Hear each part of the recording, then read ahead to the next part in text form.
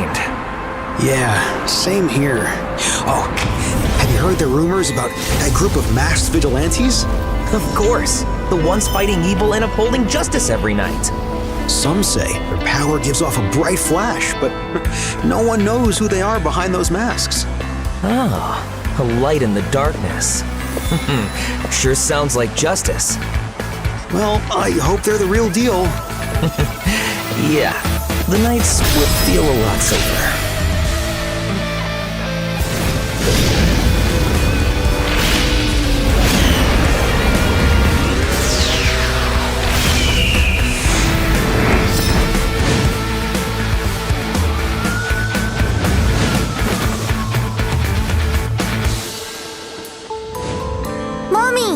Mommy! Is the lady with the glowing lollipop coming tonight? You mean that brave young lady? She only appears in the darkest places. Really? She's not scared of the dark? That's right. So we should all be brave, just like her. As long as you believe in her light, she'll be there to protect everyone.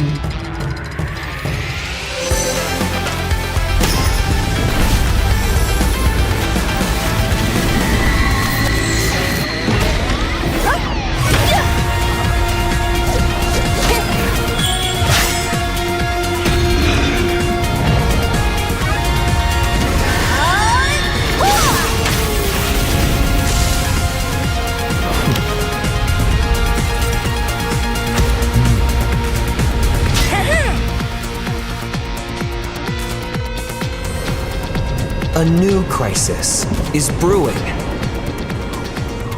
Once more, the masked guardians must unite.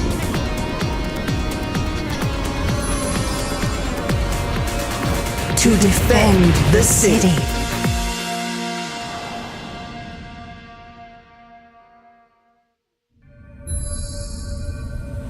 And she will return.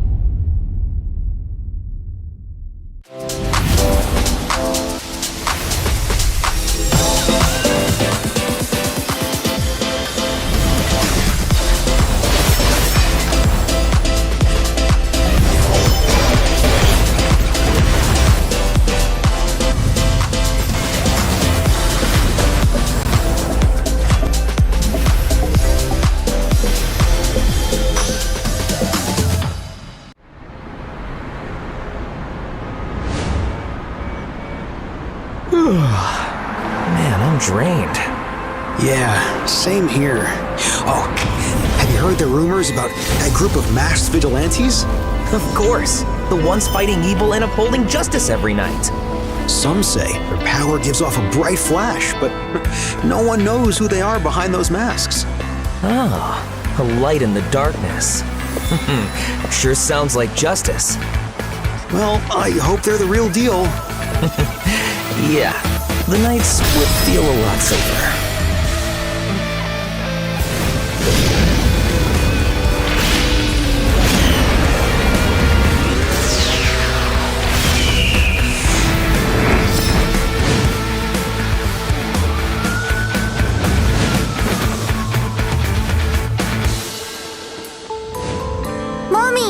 Mommy! Is the lady with the glowing lollipop coming tonight? You mean that brave young lady? She only appears in the darkest places. Really? She's not scared of the dark? That's right. So we should all be brave, just like her. As long as you believe in her light, she'll be there to protect everyone.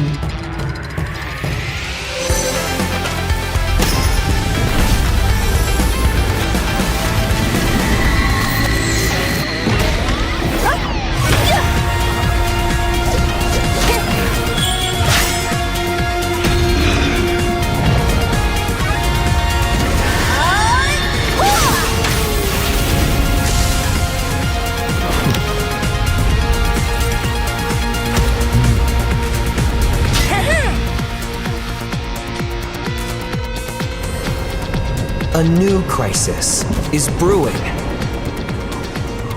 Once more, the masked guardians must unite.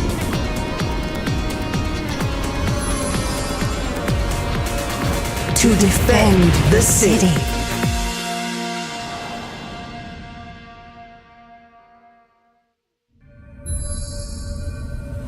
And she will return.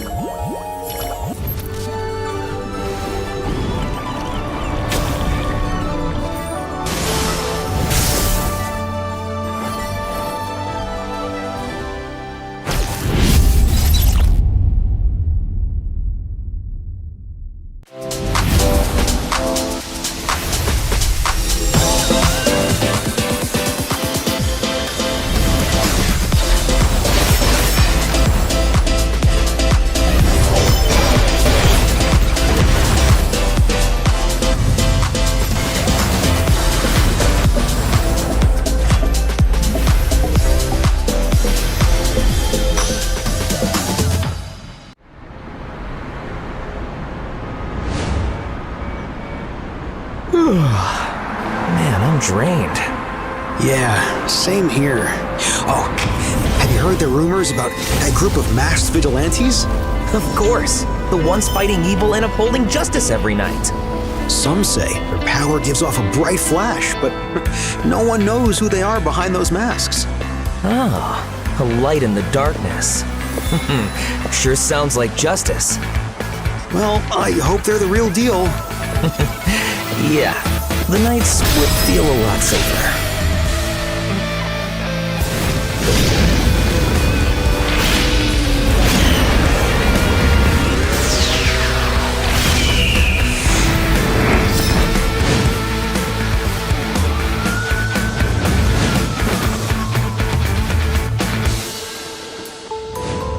Mommy! Mommy! Is the lady with the glowing lollipop coming tonight? You mean that brave young lady? She only appears in the darkest places. Really? She's not scared of the dark? That's right. So we should all be brave, just like her.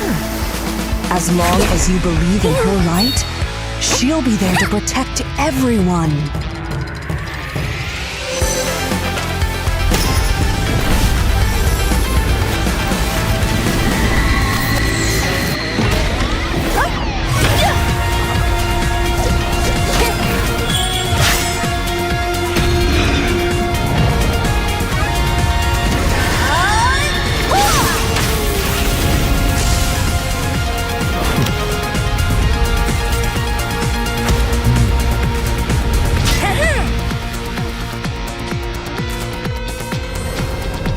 A new crisis is brewing. Once more, the masked guardians must unite.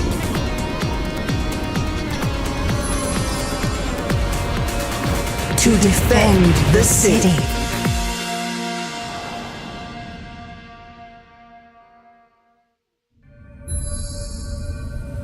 And And she will return.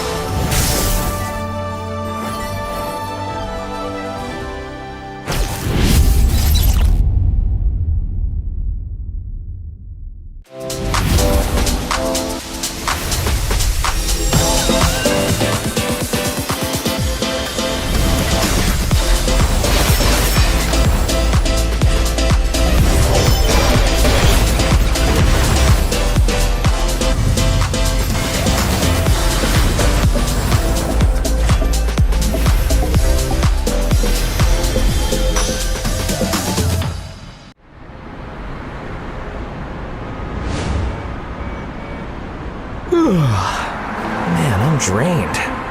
Yeah, same here. Oh, have you heard the rumors about that group of masked vigilantes? Of course, the ones fighting evil and upholding justice every night. Some say their power gives off a bright flash, but no one knows who they are behind those masks. Ah, a light in the darkness. Sure sounds like justice. Well, I hope they're the real deal. Yeah, the nights would feel a lot safer.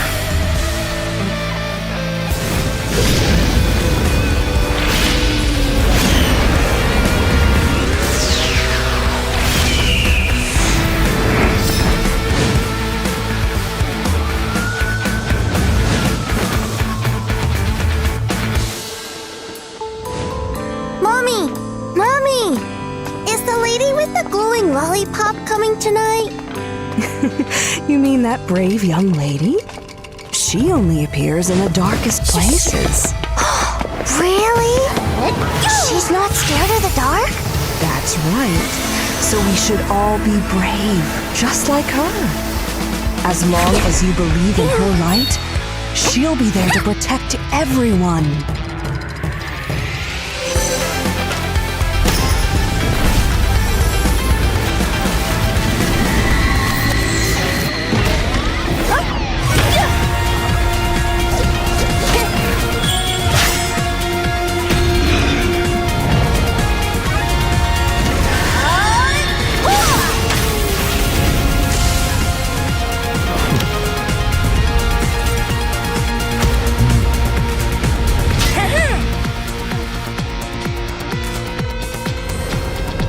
A new crisis is brewing.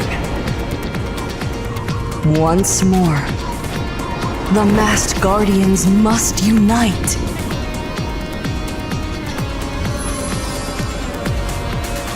To defend the city.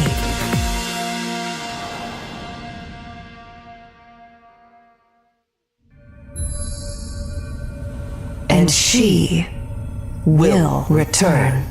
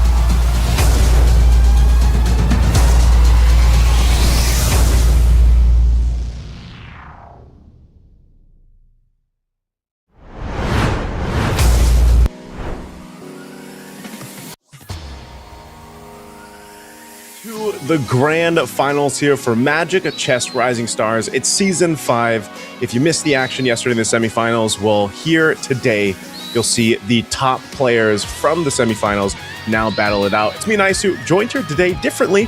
We got a little mix up here. It's Husky. Husky, how we doing, man?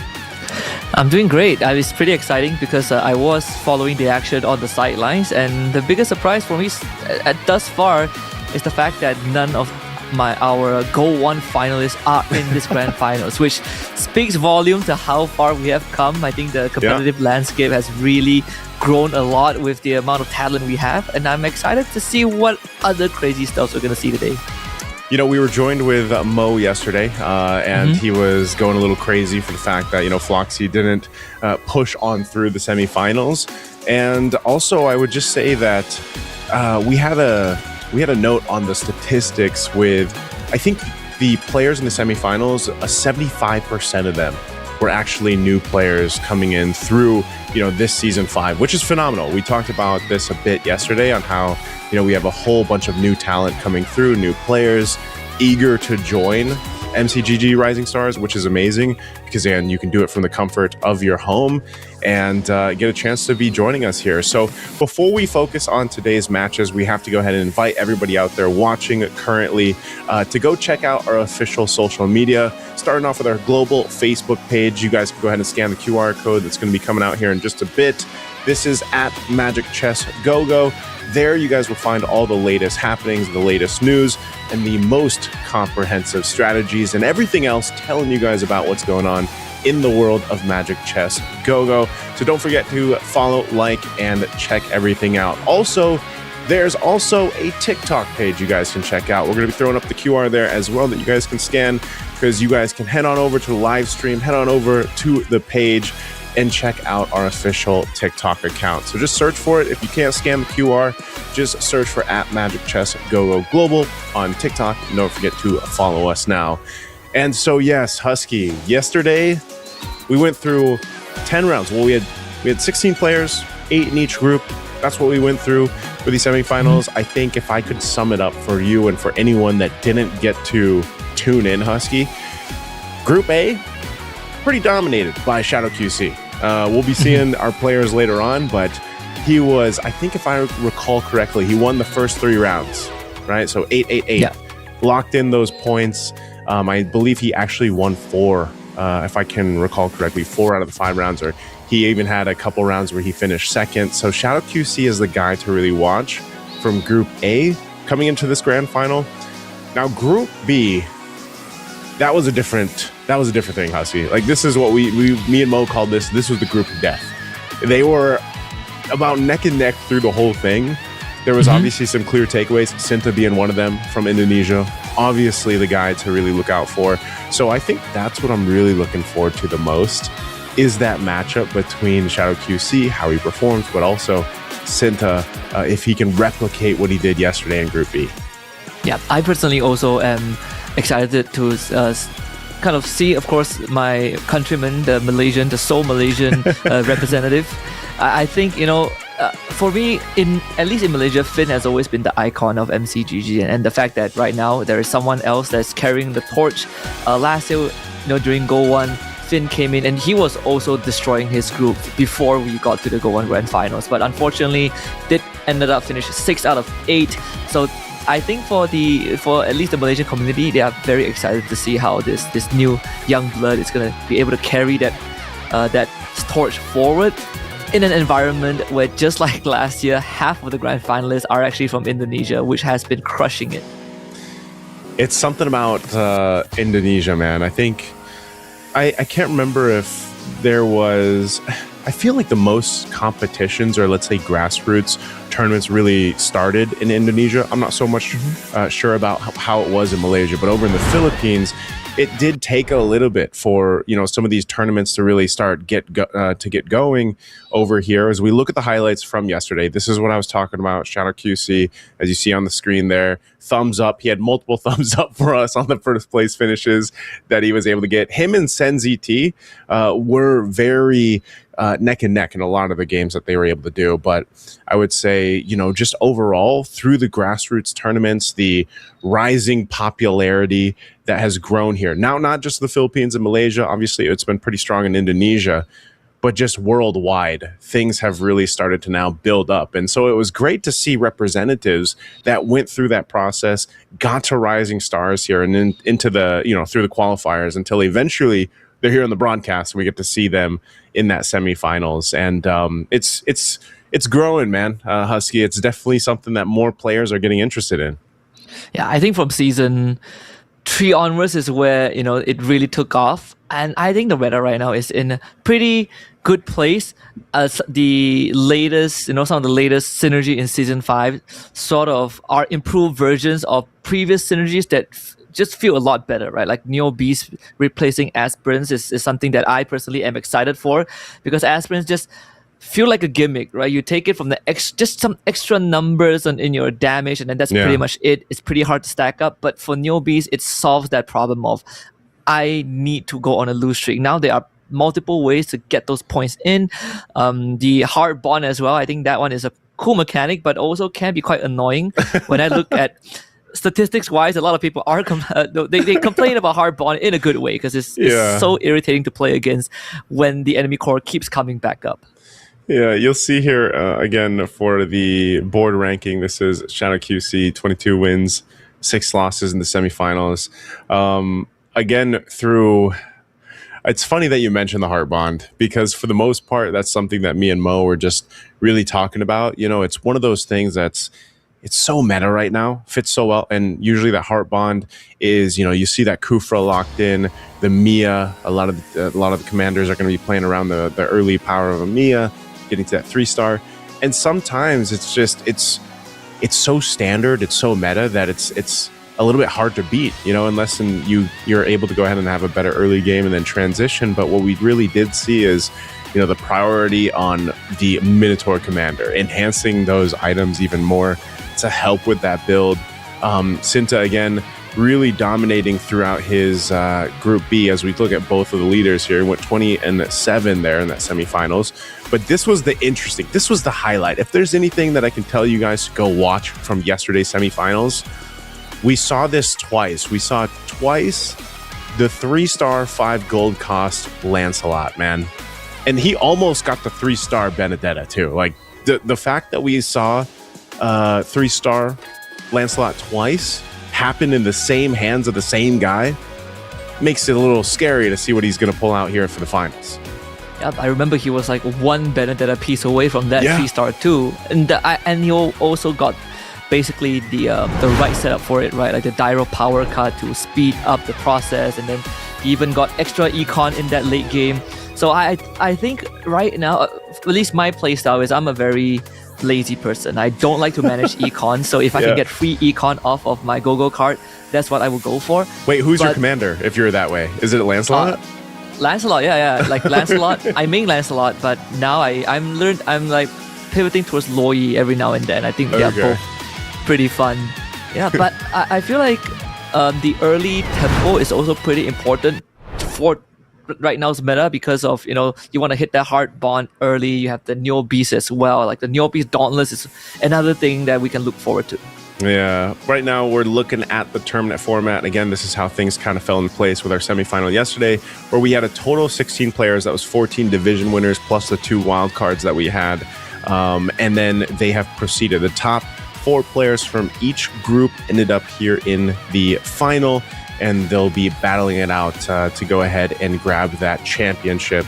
So, looking at this, again, we're running on an 18-point checkmate system. Any player who reaches 18 points needs only to win their next game in first place to get the championship title. And so this is our point system.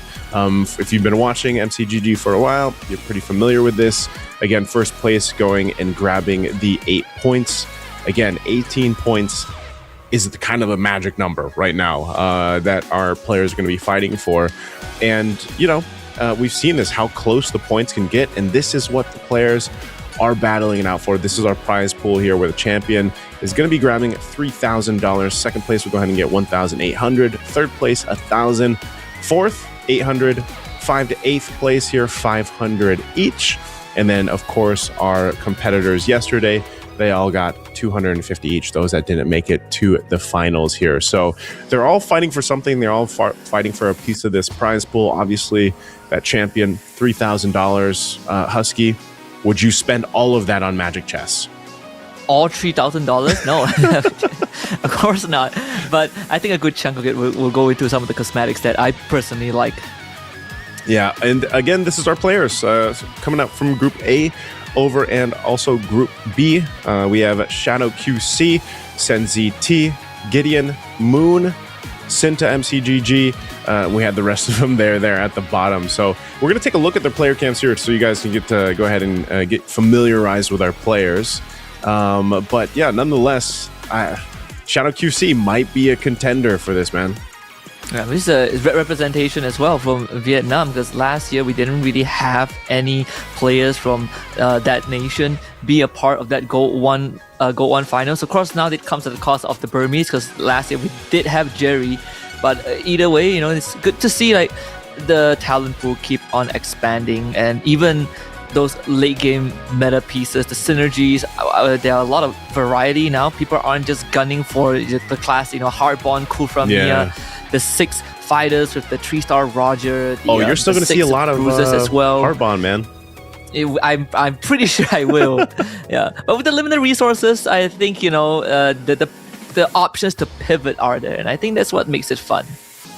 Yeah, Itagaki Kanoe was another player very, very promising that we got to see yesterday. Lungmat Pro, also one of the close competitors. Again, Group B, when you looked at it, even looking at Gran here, they're all very highly competitive. And it was almost to a sense where, yeah, Cinta was able to go ahead and really dominate certain games, but it came down to the wire. And that's why it was that group of death. So let's head on to our drafting phase.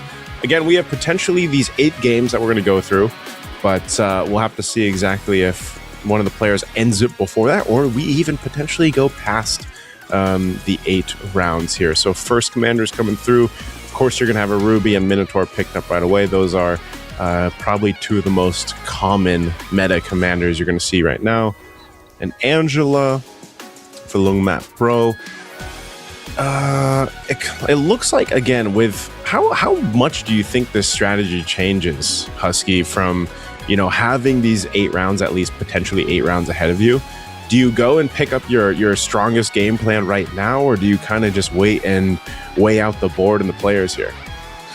I think at least for game 1 it's harder to decide that, because the pick order is randomized. But I personally would go for my strongest opener first, because I want to be in a more commanding position, right? If I can win that round and get that 8-point head start, it does make the rest of the rounds slightly more manageable in case things don't go well, because the goal is to get to 18 points first. So theoretically, the grand finals can end by round 4 if someone just snowball out of control. So I will go for the most powerful commander pick. So you'd go with Lancelot, is what you're saying? Only applies to me. I would go for Lancelot. Yeah, no, that's what I'm asking. Like, if you would go with the Lancelot here, right? Yeah, I mean, unfortunately, I can only use Lancelot once, right, in this format. So yeah, I gotta expand the commander pool a bit. It's funny because I saw a couple questions in the chat yesterday. They were mentioning, is there a ban or how does this work? Well, technically, it's think of it as, for a lot of the players that have even watched MLBB, like, think of it almost as like a global ban. Like, you can't pick the same commander, at least for you, the player, twice, right? So technically they have to go through multiple different commanders, multiple different strategies, and that's why the professional players like this are so adverse to all these different commanders, what they can do, what kind of nuances they have, because that's something, as we saw, just how much of a change some commanders can have and some don't have as much of an impact. But as we jump into the game, let's go ahead and see what we are gonna have built up first. A couple Neo Beasts are eventually going to come into here, and then we'll see what cards are picked up. Our go-go cards, first off, they're mostly, from at least what we saw for me and Mo yesterday in the semifinal, most players obviously are picking the cards that go with their commanders, but there are some changes here as well. You can see the PNK actually power being picked up by Cinta. And he actually went he actually got the hard bond already. So what Yeah. a start for him. Just the Alucard and the Kufra, but the Kufra is the important piece that he was looking for. And funnily enough, he actually lost the creep round earlier on. So Yeah. he did lose that 1 HP. Not too big of a deal, but I am interested to see how Gideon's going to play out this Ruby, because it essentially gives you so much sustain on the battlefield as long as you get a piece that can continuously get takedowns. In this case, it does have the Leona to work with. And Yeah. if you get the 2-star in this Leona, Gideon has a pretty good chance of snowballing the early game. Yeah, we saw this yesterday. We actually saw quite a few players go with the, 2 Neo B setup. It was interesting because ideally you want to just take the losses. You just want to go ahead and build up your chest there. But it was interesting because if you actually get a pretty good start, let's say RNG is a little more in your favor and your game plan is this way, we actually saw where you get on a winning streak and you have the Neo Beast and you kind of just end up popping the chest out about like 100 or so, because you're just, you're continuously winning and it's just slowly being built up. But we'll see if that ends up happening for any of the players here running with this. We're going to take a look at Cinta. He's got this is something that we saw yesterday too, man. We saw the Nana Commander really coming in clutch in one of the rounds yesterday where, just with, I think maybe, if I remember right, 11 HP, utilizing that built-in sort of extra life, if you will, that Nana brings. Yeah. I think in a meta where a lot of other players out there are looking for tempo play, going on the lose streak with the Nana is actually quite a smart way to approach it, right? You gain priority in the carousel, you avoid one fatal blow, and you get 2 equipment chests off of that. It can make the difference because you essentially get an equipment advantage of +2 from that mid to late game onwards. And I think you also help build up your econ along the way, which is why I think for Cinta, MCGG doesn't mind going on the lose streak as long as you watch out for the health. I think you probably pull the brakes around like 60 or like halfway through the second stage to start building up some momentum, because you don't really want to put yourself in a spot that is too vulnerable because you lost too much HP. Yeah, you wouldn't want to be in that position right now. As we're taking a look at Shadow QC, this is what I was hoping for yesterday. It was kind of like on my personal wish list was the soul vessels, because I know he's got the 1-star Dijang right now, but we didn't reach more than that. It was just something that a couple of the players brought out, but they didn't fully build into it. And I'm just one of those people that's like, you know what, if you're seeing all this meta, let's see some non-meta synergies happen here, and that might be one of them. Cinta's actually going to be very quick to go for, what's that, the Rafaela? I think so. So Yu Zhong's going to be taken by Sen. I'm going to grab the Fred. So items being prioritized here by everybody else, pretty much. Gron getting a winner crown already too, so that's a good defensive item. Let's see, what did Jack? Was it? I think for did he grab? Cinta, he did go for this. Should be it's the Florin. Yeah, so it's it's a Florin. Yeah, okay. Yeah, it's a Florin. But it does have the Heartbound blessing activated, so +1 Heartbound there makes life better for him. I mean, like out of 8 of the players, 6 of them have some sort of a Heartbound synergy active. Even for Gron with the Winter Crown, it's gonna help him out, down the road. So get some better tempo because he does have the fighter, 3 scavengers, and 2 marksmen. So he's good in econ, but he's also pretty good in that survivability. Yeah, and as we look at Itagaki here, will he actually come through with this? I mean, he's still got the Heartbond. Yeah, he's not gonna survive there. Wasn't in time to get that off, but close enough. Maybe when his Mia gets some of the items that he needs. Looking at Moon. Moon was pretty competitive yesterday as well. Little under the radar, I would say, but you get to the grand finals. All these players played really well throughout their groups. Now, looking at things, you got everyone's sitting around what, level 6? You still got a level 5 for Itagaki, Lungat Pro as well. So some switching happening here for Moon. He does proc the Bruiser. He's always going Bruiser Defender. This is probably one of my favorite to play. I love the Bruiser synergy, man. I don't know. I guess I just like the fact that you get to go ahead and get that extra hit, and I guess depending on what kind of itemization you get to, it's fun to get those, like, see the extra damage, that extra procs come through. It's the textbook definition of just brute forcing your way. You just go front to back. That's me. Yeah, just peel through everything else.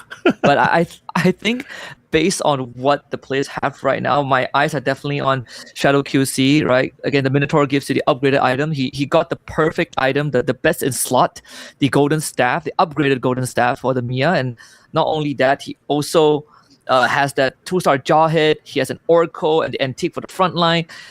That is usually quite a standard opening that gives you a decent tempo to work with. I think he's looking for a 2-star Mia right now. Unfortunately, he did lose the previous round because he didn't have enough damage to work with.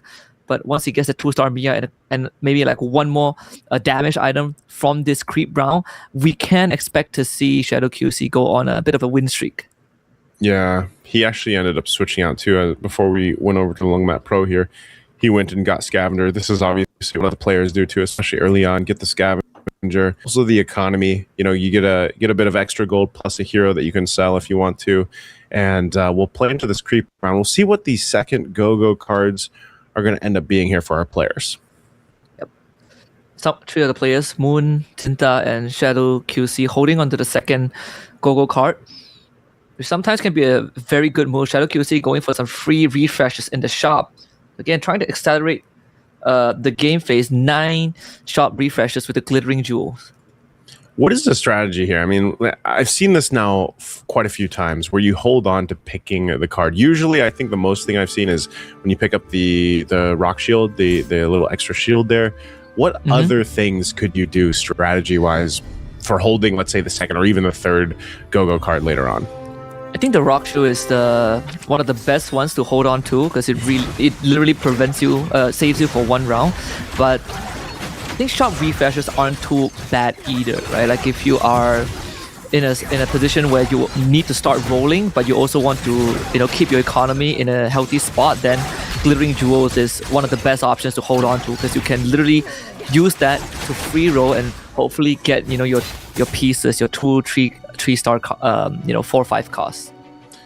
Yeah, it's again one of those strategies that you can employ because as I was saying with Mo, especially when I started streaming Magic Chess, there's so many people interested in it, but they're not. I feel like some people are a little overwhelmed with strategies that they might think they need to do, and then you end up watching something like this for Magic Chess Go-Go Rising Stars, and obviously you're going to see the best of the best, like do some pretty in-depth strategies, right? And you can learn a lot from just watching them too. I spent a lot of the time before in my time in Indonesia watching, for example, like KB or his stream and learning from them. And you watch these players, dude, I'll tell you what, even after the semifinals, when I woke up this morning, I was like, let me go ahead and try some of the synergies or the strategies I saw the players pull off. Obviously, when you try to replicate it, it doesn't work out as good, but you still learn in this way. And something that we're definitely seeing is, again, just how strong right now the Minotaur is. Like you mentioned, having the ability to enhance the right weapons really pans out, really works well. And even so, like Fanny being one of the top commanders, we're going to see a whole lot of the Fanny come through, the Ruby that gives that cloak and the scythe to the heroes out there. So there's a whole bunch of strategy. My point being, and for the many common questions that I get, you guys should just start playing Magic Chess Go-Go. It might seem overwhelming for some people, but the game does a really, really good job at teaching you the fundamentals and then even more the advanced things later on as you get through the game. Yeah, a lot of the info is right where you need them to be, right? How many pieces left of the hero that you want, it's stated as well. You just need to turn it on the settings. Interestingly enough, Gron did go for the Lancelot commander, so ideally you should be ahead in terms of levels and experience, but he is the same with Senzit, and the only reason that's the case is because this Fanny is literally on a win streak, right? On 5 win streak. So he technically has 9 hero pieces on the board just because he's a Fanny. And that does, put Gron behind a little bit, but not by much. I think the biggest challenge of playing Lancelot is that, yeah, sure, you get your levels eventually, but you have to really know how to manage that board. And a lot of the times, if you can go on a win streak, that would be the best case for Lancelot. Extra econ helps him mitigate the fact that he just splurges all your gold by the end of the round. Yeah, and this is now, as we get into this carousel and we see this is where you might see some potential pivots happen here between some of the players. You know, Cinta being pretty low, but again, he's a Nana, so not too dicey just yet. Did go for the Heart Bond synergy. We'll see what he ends up changing. He has a decent amount of gold too. This is the switching. Looks like he's going to be trying to prioritize the marksman with the Heart Bond. He's still got plenty of gold that he can roll with too. We'll see. Yeah, it looks like he's going to go for it. So he's got the proc there. He's got a Hanabi plus the Mia. Kufra's pretty tanky, but he might just be lacking some of, the star up potential that he can do with this. Now over here for Senzi T, bet on that win streak, man. I don't know if Itagaki's going to be able to beat him here. Running with this Weapon Master, we saw the Weapon Master so much yesterday, not necessarily paired up with Exorcist, but so far it's been working for Sen. Yep, he has. And he does have the Roger, who is acting as a proxy to hold on to his items for now, but Itagaki is going to come out on top because he does have the access to that Leslie already. And so quite hard to cut through, right? He has Leslie, but he also has Mystic Mail now at the with 5 synergies. So technically you get 5% extra HP, and you have the Mystic Claw as well.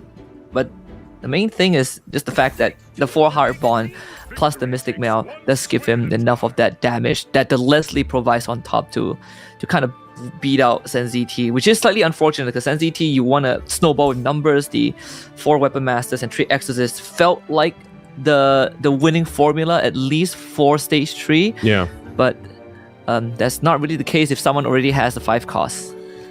This was the kind of like the wish list for Mo yesterday. He kept wanting to see the Mystic Meow synergy come through. It came out a couple times, but not enough for Mo, and he wanted to see it fully activated. Now for Shadow QC, again, he's running that composition we've seen so much of yesterday. This Mia is going to sit patiently in the back. He's looking for the 3-star there, and a good spread, having the Beatrix even there. So it's just his front line is tanky enough, and they're not even 3 stars yet, but because of his itemization, again, the Mia just kind of gets to fire off in the back line, and right now that's going to work. We're not sure if maybe someone can actually stop Shadow QC from continuing to scale, because once that Mia is 3-star and the rest of his front line is beefed up, that's really going to be difficult. Now looking at Cinta, who's naturally getting pretty low here, this is kind of what we expected. I'm not sure if there's any other pivot that can happen here for Cinta. Again, he is Nana.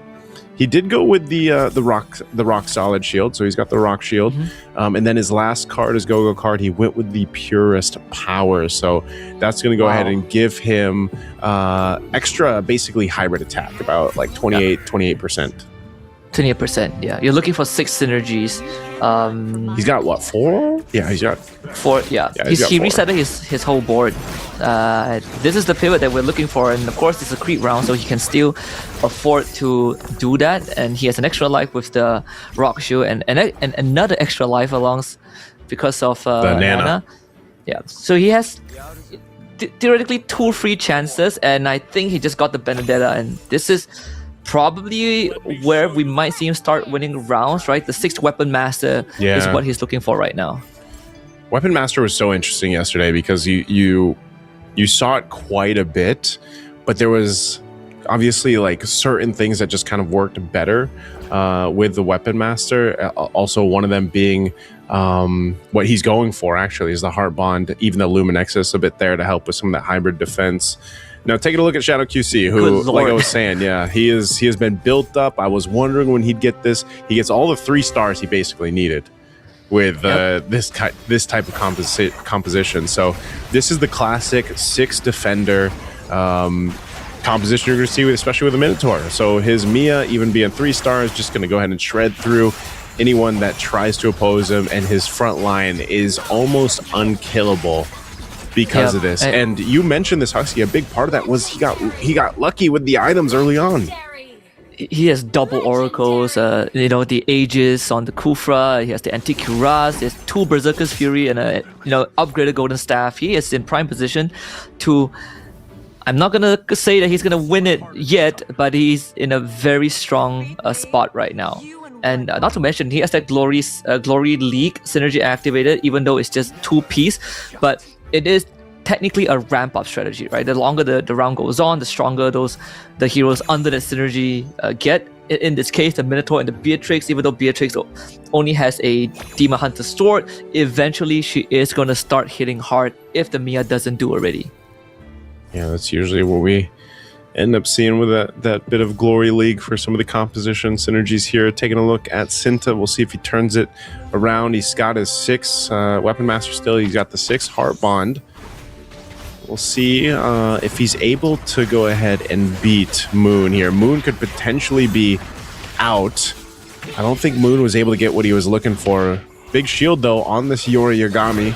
Shielded up. He might be able to clear this, utilizing a Benedetta, though, to shred through that. I think he's going to be able to clear this out, and that is unfortunately not going to work here, even with the kick. And there you go. That's the final shot to Moon. First to bow out in our game 1. Yeah, the Heartbound is sort of like your soft counter to Yori Yagami, like he kicks you, but then you come back to life, and then the process repeats itself. It's a single target after all, so there are limitations to it. But it also means that right now, Zinta can't really utilize the purest power, the Go-Go card, because he only has 2 synergies to work with. So perhaps it's for the better, right? Like this 6 Heart Bond and 6 Weapon Master looks like his end game. I don't think you can find a better pivot than that. So unfortunately, he's working with 2 Go-Go cards, but at the cost of having really strong synergies. Yeah, he's pretty stacked up, but he did 2-star the Benedetta, I think I saw. So let's see what Sen is low as well, 24 HP right now, up against Gran. Looks almost like an even matchup, but Gran relying on that Valentina on the backside, and might be enough to actually clear this out because you have a Lancelot plus the Heart Bond. So that is, even with the winner crown, this is going to be Gran taking that one. Good play there. Good move, Gran, and puts SenZT at 10. Yeah, SenZT needs a bit more time. He's currently at Commander level 9, but he needs like the 9 synergies to really make use of the Mystic Mail. So probably would need to make some changes if he can afford to. Unfortunately, his bank doesn't really allow that, only sitting at 2 gold. And unless he can find a good piece here on the carousel, he might have to just rely on the items to do so. And he's going to go for the Heart Bond crystal, and maybe to use that to empower his comp. Yeah, Heart Bond. I don't know if that's gonna help him or not. Let's see he doesn't if he have money ends up to switching. roll. Yeah, he's got no money.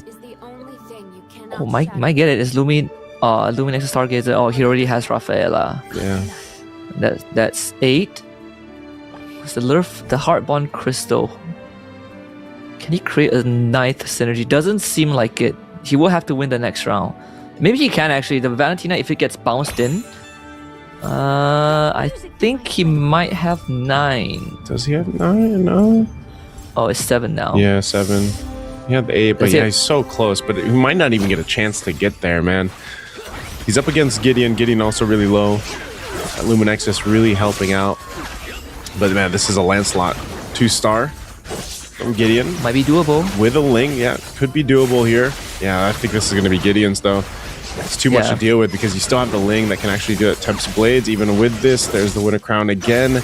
They're just shredding through a Lancelot and a Ling, just like we saw from last night.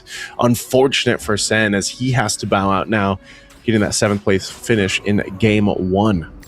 Yeah, very, very unlucky. He needed that nice synergy to really get the value out of the Mystic Mail, because the Mystic Claw would have made all the difference because he was so close in winning that. Thankfully, it's just round 1. Itagaki also is working with the Mystic Mail synergy. He's looking for one more to achieve the Mystic Claws. Yeah. We didn't get to see that yesterday. How good are the red or the blue Mystic Claws? It's like, this is essentially an upgraded version of Metro Zero. I think if you get the Mystic Claw, it's actually pretty good because it provides more damage, right? Like on top of the HP that the synergy already provides. So you could basically give it to a damage dealer for the extra punch. I think compared to Metro Zero, the Mystic Mail is definitely better. Like the conditions to activate the synergy is the same as the previous season, but the rewards are, it feels more worth it to go for it. Like if you pivot into Mystic Mail and you actually hit it, you stand a better chance. Yeah, it takes so much work to get those 9 synergies as well. So we'll see if Cinta's able to actually survive this. Winter Crown's going to be popped, but it's just too tanky of a front line once again. And so Cinta, Cinta, he's going to take the shot here. That's the Nana proc as well, I believe. So he'll stay in it, buying himself enough time, 1 HP, so he's got one more essentially round or life after this orange creep round here. We'll see if he picks up anything to change the fate, but yeah, Gron was knocked out in the last one, so we're down at 2-5. That is so unfortunate. Just the front line of Shadow QC held on for so long, and the Benedetta just refuses to go onto the Mia, who was at 20% health. Yeah, and sometimes it does happen.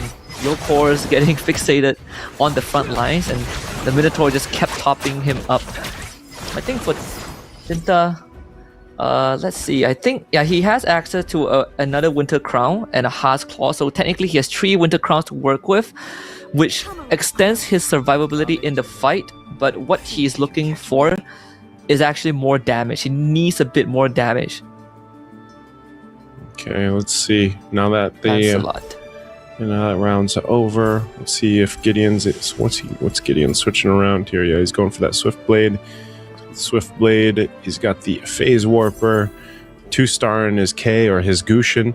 The Lancelot's pretty stacked though too, so pretty good at turnaround. Then he gets the Ling up to 2-star, so that's actually really good for Gideon. Let's see if he's able to go ahead and survive. He's been on a 2-win streak. He's going to go ahead and face up against Lungmat Pro.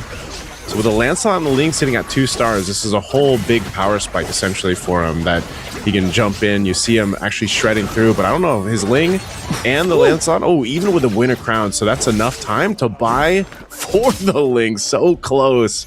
Imagine if he didn't just 2-star that Ling. Yeah, that is actually very, very close. That 3-star Fred almost took him out, but we are going to lose Cinta in this round. He was 1 piece away from the 2-star Lance. I think the 2-star Lance would have been the next difference maker for him. Yep. He was also looking for Roger pieces, and there were plenty of Roger pieces left in the pool. I think none of these players actually are aiming for the Roger, but he just didn't have to go to do so. So we get the KOF for Shadow QC. 4 marksmen, 6 defenders, one of the most classic comps since the dawn of MCGG. I don't know how you are going to peel through this cool front and Minotaur at this point. It's pretty standard. There's also a 3-star Hayabusa being built in now by Itagaki. Shadow QC just lost his last round, but I don't know if he's going to be able to really change too much with his lineup right now. Let's see how he ends up playing, but Itagaki, after that, getting that 3-star Hayabusa. This is what Mo definitely wanted to see too last night. He wanted to see how exactly a 3-star Hayabusa worked. We didn't get to see it too much right now. It's doing work with the Shadow kill, having a Lancelot to boot, and that's going to be enough to go ahead and clear this out against Gideon. So Gideon taking the 19. He's going to have to bow out. We are down to 3. Yeah, it's actually pretty good because if you catch the Ling as he comes down with the Tempest of Blade, your Shadow Q could actually just one-shot the Ling, and that's actually what happened in that round. The Ling decided to hop off the skyscraper and got deleted. Oh, we're down to 2. Still 2. Pretty close though. Down to 2 is him and Shadow QC. This Hayabusa could be the key. Like that Shadow Q, all he needs is for it to bounce to the back line to take out that Mia, and then he will have a way better chance. In fact, this whole comp allows him to do so. You have Lancelot that can dive, the Shadow Q as well, a 3-star. It deals I think like almost 9k damage per pop. Yeah. Which I think is sufficient enough now that he has 8 Mystic Mail synergies. I wonder if he'll end up hitting the 9. Let's see how he does against Shadow QC. It's him and Itagaki for a game of 1. Is the 3-star Hayabusa enough? Once the shadow kill is going to pop, he gets to the back line, but the Mia's still firing off, so pretty distracted up here by that front. He finally does some more damage. The Lancelot's going to go ahead and jump on the Mia. He's got to take care of the Mia. The Heart Bond, though, still going to be enough, at least for now, unless he can get one of the assassins back on it. Oh, the shadow kill. Heartbound's going to proc once again. He should be able to clear this out. Mia's up, but the Hayabusa's so close to another shadow kill. He'll pop it off and make work with the Lancelot, winning the round against Shadow QC. Yeah, a lot of the groundwork was laid out actually by the Lancelot and the Leslie. So every time the Leslie uses her ult, you actually fire 4 more shots at different targets, and those shots were basically scattered, and they were hitting onto the Mia every single time it procs. And then you have the Lancelot who just thorn roses to the back line every now and then. They chip away the Mia health, and once you proc the Heart Bond off the Mia, you take her out of the fight for 3 seconds. There's a lot of time for you to start working on the rest of Shadow QC's board. And by the time the Heart Bond character goes down for the 3rd time, it extends to a 5-second revive timer. That is the win condition for Itagaki. So that Leslie and Lancelot are putting a lot of the weight. Yeah, Leslie, Lancelot, working really well there. I mean, there's also a reason why Shadow QC just went and, he's had a Leslie himself, but it doesn't want the potential for another Leslie to build up there. We're going to go ahead and take a look. Shadow QC's POV here. He's got to deal with this again. Tanky lineup. He put the Mia now on the other side, I believe. Didn't change too much. He did activate that Heart Bond up on the front line here, but this one is actually going to clear it out. So even with the Hayabusa, there was enough there to change. The Lancelot from Itagaki is going to be back up. Still has to burn through this. Has plenty of HP, though. Plus those Heart Bonds from earlier. So that looks like it's going to be enough as we can clear out. No, we can't. Oh, so close.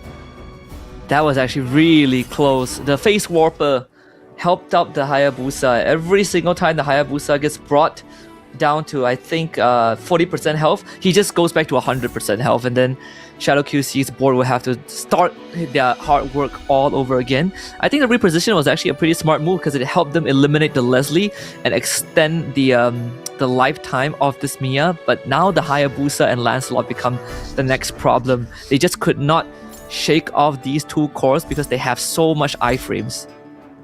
Yeah, we'll see if Itagaki ends it here. He's got the 6 Heart Bond. I think he's still fishing to potentially star up someone if he can, but might be able to just win it here against Shadow QC. Once again, same combination. Shadow QC not changing too much left of it. Same work's it's just gonna come down to what the Hayabusa is able to do with this Lancelot. So it's going to get pretty dicey as Leslie's going to get lost here after taking that final shot, and now it comes down to it. But this Mia still coming through with the Heart Bonds there. They're going to proc that, and we'll see it. There's the Shadow Kill. He's going to go for that clear again with a Phantom Execution too, and the Hayabusa will get another Shadow Kill through. And there you go. Itagaki makes work of it, gets the W in game 1. Yeah, working in silence behind the scene with no one basically keeping track of him. He does have the Diggy as well, so you get that mirror device to hit that 3-star. And better yet, no one was paying attention to the Hayabusa. So once he hits that Hayabusa, and he has a Lancelot that has an Antique Cuirass and Sea Halberd to act as a utility to reduce healing from all the sustain from the Oracle and the Minotaur, I think that already put him in a very good spot. And again, it's so hard to shake off the Hayabusa and the Lancelot when they have iframes, when they're just darting around and they deal so much damage. Yeah, I feel like, again, this is why Mo is really adamant on seeing the Hayabusa, like hopefully getting to 3-star like we actually got to see here. But paired up really well with the Lancelot. And you see that the Lancelot Ling combo, but this time to get this win here, it was definitely the Hayabusa and the Lancelot working together. And like you said, Lancelot just becomes kind of this pseudo tank in a way because of also that anti-harass and just being able to the way he moves. And that's the iframes that Husky's mentioning here, but also just having the 6 Heart Bond. I don't think we didn't see anybody get to the 9 Mystic Now synergies. Maybe we will eventually. through our rounds here, but as you mentioned too, the phase warper really coming in clutch here for Itagaki. Again, one of the players that was always neck and neck in yesterday's group B, against the winner of that group, Sinta. So Sinta very dominant yesterday, but ends up around the halfway point in that 5th place for game 1. But it's only game 1. We have plenty more rounds and more games to go here. So, but interesting. I wouldn't have, even for Shadow QC, I expected him to perform well. He gets 2nd place here on this Minotaur commander that we usually end up seeing with a very meta build. The defender Heartbond build that you're going to see time and time again.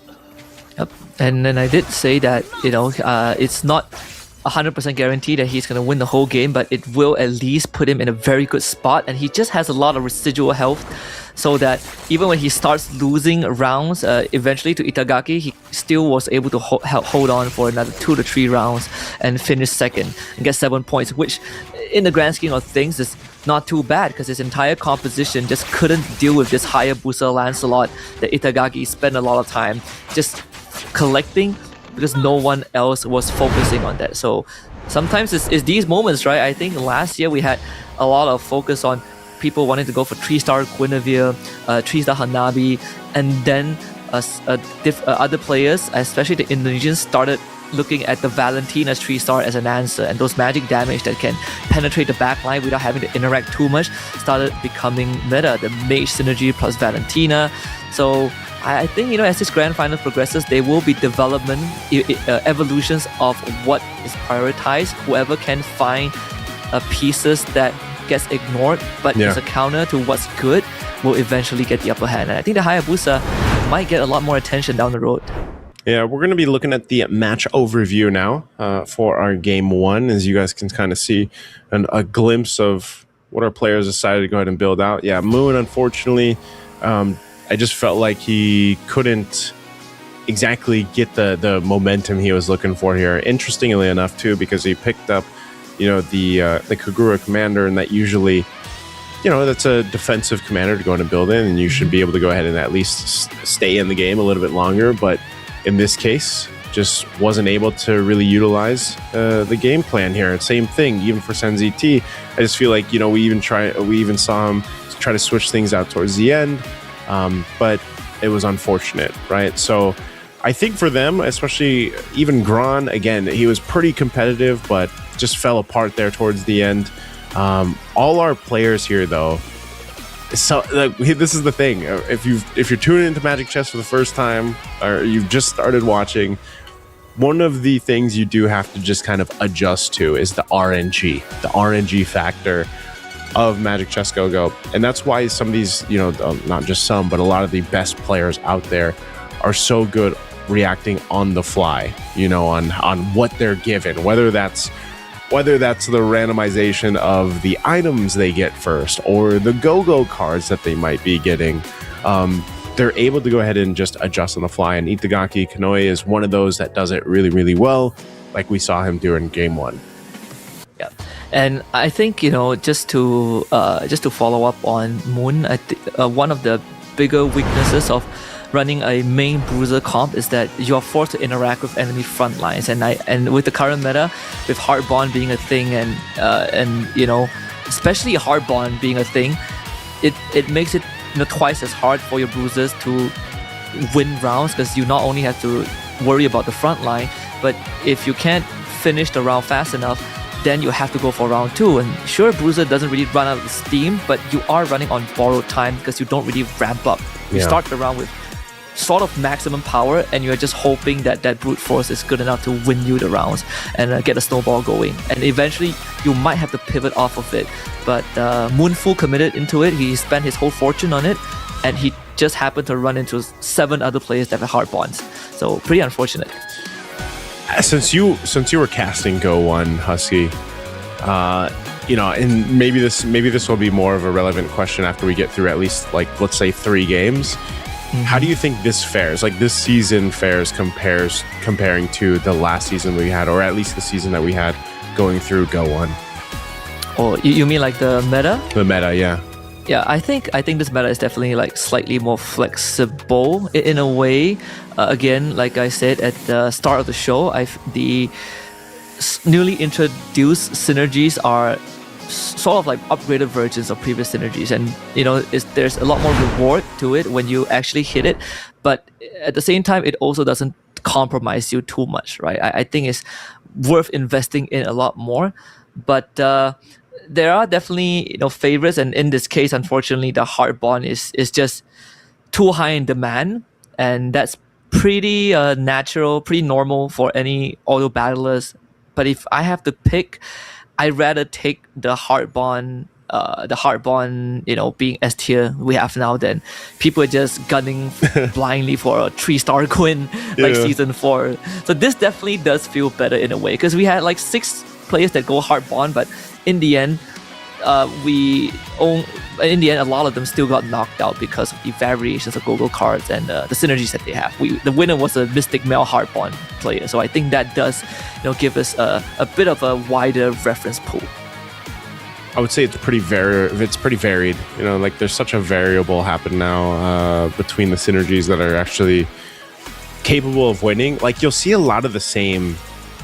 I feel like you see a lot of the same strategy starts, like the way that you'll either get a couple early heart bond or you'll get a couple early neo beasts. Those are usually the big ones that pop up quite frequently in the early game, and then obviously as the game develops and depending on the carousel draws and the items that they're able to get, that's where you see all the pivots kind of happen here. So we'll go ahead into the drafting phase for our game 2. This time around, Moon's going to get the Minotaur. Then we actually have what next? Whoa, we're actually going to see a Paquito. So Paquito is going to go in the hands of SenZT. We did not see the Paquito at all yesterday. Yep, we did not. You get a boxing glove as one of the ways to go for to hit some power spikes, and I think it's also a good time to just quickly explain how the drafting sequence work, right? Like from game 1 is randomized, but game 2 onwards, your drafting order depends on the position you finish by the end of game 1. So in this case, Moon finished last, so he gets to go first, and then we sort of go in reverse. So Itagaki, unfortunately, will have to be the last person to get to draft for his commander. The Alice also gets picked up. We have the Mia as well, the Layla for Itagaki, and it looks like a slightly different approach, right? Like for Shadow QC and Itagaki, they sort of have the same idea to try and snowball the early game because of what the commander does. It just gives you an extra punch in the early rounds. Yeah, I don't know. I think like in for the most part, the Ruby is just really strong alongside the Minotaur. I think those are probably, at least for me, from what I've seen yesterday and now today, those are the 2 really strong ones. And then I'll throw maybe I'll throw Fanny in there too. Those are like the top 3 if I can remember right. The interesting thing is that Cinta is bringing out the Alice. This is what I was hoping for yesterday, and I saw it. I think it was like one of the last matches, one of the last games that we saw yesterday, and unfortunately it did not win. If I recall right, it got 8th. So it'll be interesting to see it in the hands of Cinta, one of the masterminds right now in Magic Chess Go-Go, and how he decides to go ahead and play this out in the early game. Yeah. Even for SenZT with the Paquito, that means that he's looking for very specific pieces so that he can use the boxing gloves on to hit the 2-star, the 3 stars. Depending on the synergy that he goes for, if he goes into Heart Bond, which it does incentivize you to go down that route just because you have ways to duplicate your pieces, then the Kufra and Mia again will be the forefront of the conversation. But I think for Cinta himself as well, because he does have the Alice, that means that you sort of fast track your hero pieces leveling up. Like you no longer need identical pieces. You can just get the 2-star when at your convenience. How is the Paquito like in terms of strength? Like it's more of a tempo play, right? Because if you're even looking at it, you can see he already got that 2-star think it was the Benedetta that we saw from that frame there. But looking at Gron, this is, like I said, the Ruby. How's the Paquito in terms of tempo? Does it give him a better early start, or is it more so for a late game commander? It feels more like a mid to late because the boxing gloves, you're looking for 3 and 4 costs. And even 5 costs, right? Because the Fist of Glory, while the first tier of the Paquito at round 2-1 and 3-1, you get a 3 gold and 4 gold boxing glove respectively, and you can only use it on hero with the same cost. And then later on, you get a 5 gold boxing glove. So definitely mid to late tempo. So if Senzi T can go on that win streak, you can start working on your 3-4 cost board, which coincidentally also coincides with your Kufra Mia board, and then when you hit that 5 cost, then that's where you can start looking at Lancelot with your 5 gold boxing gloves. Yeah, we'll see how that does. Also, even with the Alice, for Cinta, like I mentioned, I like the fact that you don't have, you can kind of play around her power, the gaze to go ahead and help it so that you can, I guess, star up. They're not really starring up. I guess they're just being consumed in a way. And you can get to that potential, what is it, 4-star? I think it is the max one. But we'll see if it ends up working here. Everyone just kind of finding their footing, obviously, in the early game. Even looking at our 2 Neo Beast runs right now with Cinta and Gron, I'm not sure if they're going to continue to just lose to get those points and then maybe pop the chest at 300. I think they wait for what they want to. That's why they also have the Scavenger, again, playing for the economy over here. Gideon is off to a great start, plus playing the Lancelot, so sitting at 100 HP, just building in. I think he's got a bit of a mix of synergies going on. He's actually going to be facing against Moon here. You can see he's got the Dujang out, so he's got the Soul Vessels going. Yep. And even for Shadow QC, again, I sort of talked about how there's a chance that because he is going for this Mia, he's going for early tempo play, but it also works pretty well with the comp that he ran in the previous game, the Heartborn Kufra Mia, because he went for the Commander Gogo card of Mia, which if you take someone, you get a takedown, you restore 20% HP to an ally, which means that you make an already hard to take down front line even harder to take down, right? Like you keep topping them up. If he can hit, the same sort of at the same comp with like the Minotaur and the Kufra, and supercharge this Mia like he did, then we can expect Shadow QC to end up in the top 3 again. Yeah, that's such a deadly combination. Mia for Mia, basically. See what he ends up picking here in the carousel. Limit Pro is going to go grab the Barretts. I don't know if there's that much good for picking there for Shadow QC, but might just end up, not sure if he's going to actually use the Terry Bogard. Okay, so Terry Bogard there. Still playing into his Mia. Now for Lungmat Pro, he's going to be switching into the Weapon Master with the Toy Mischief.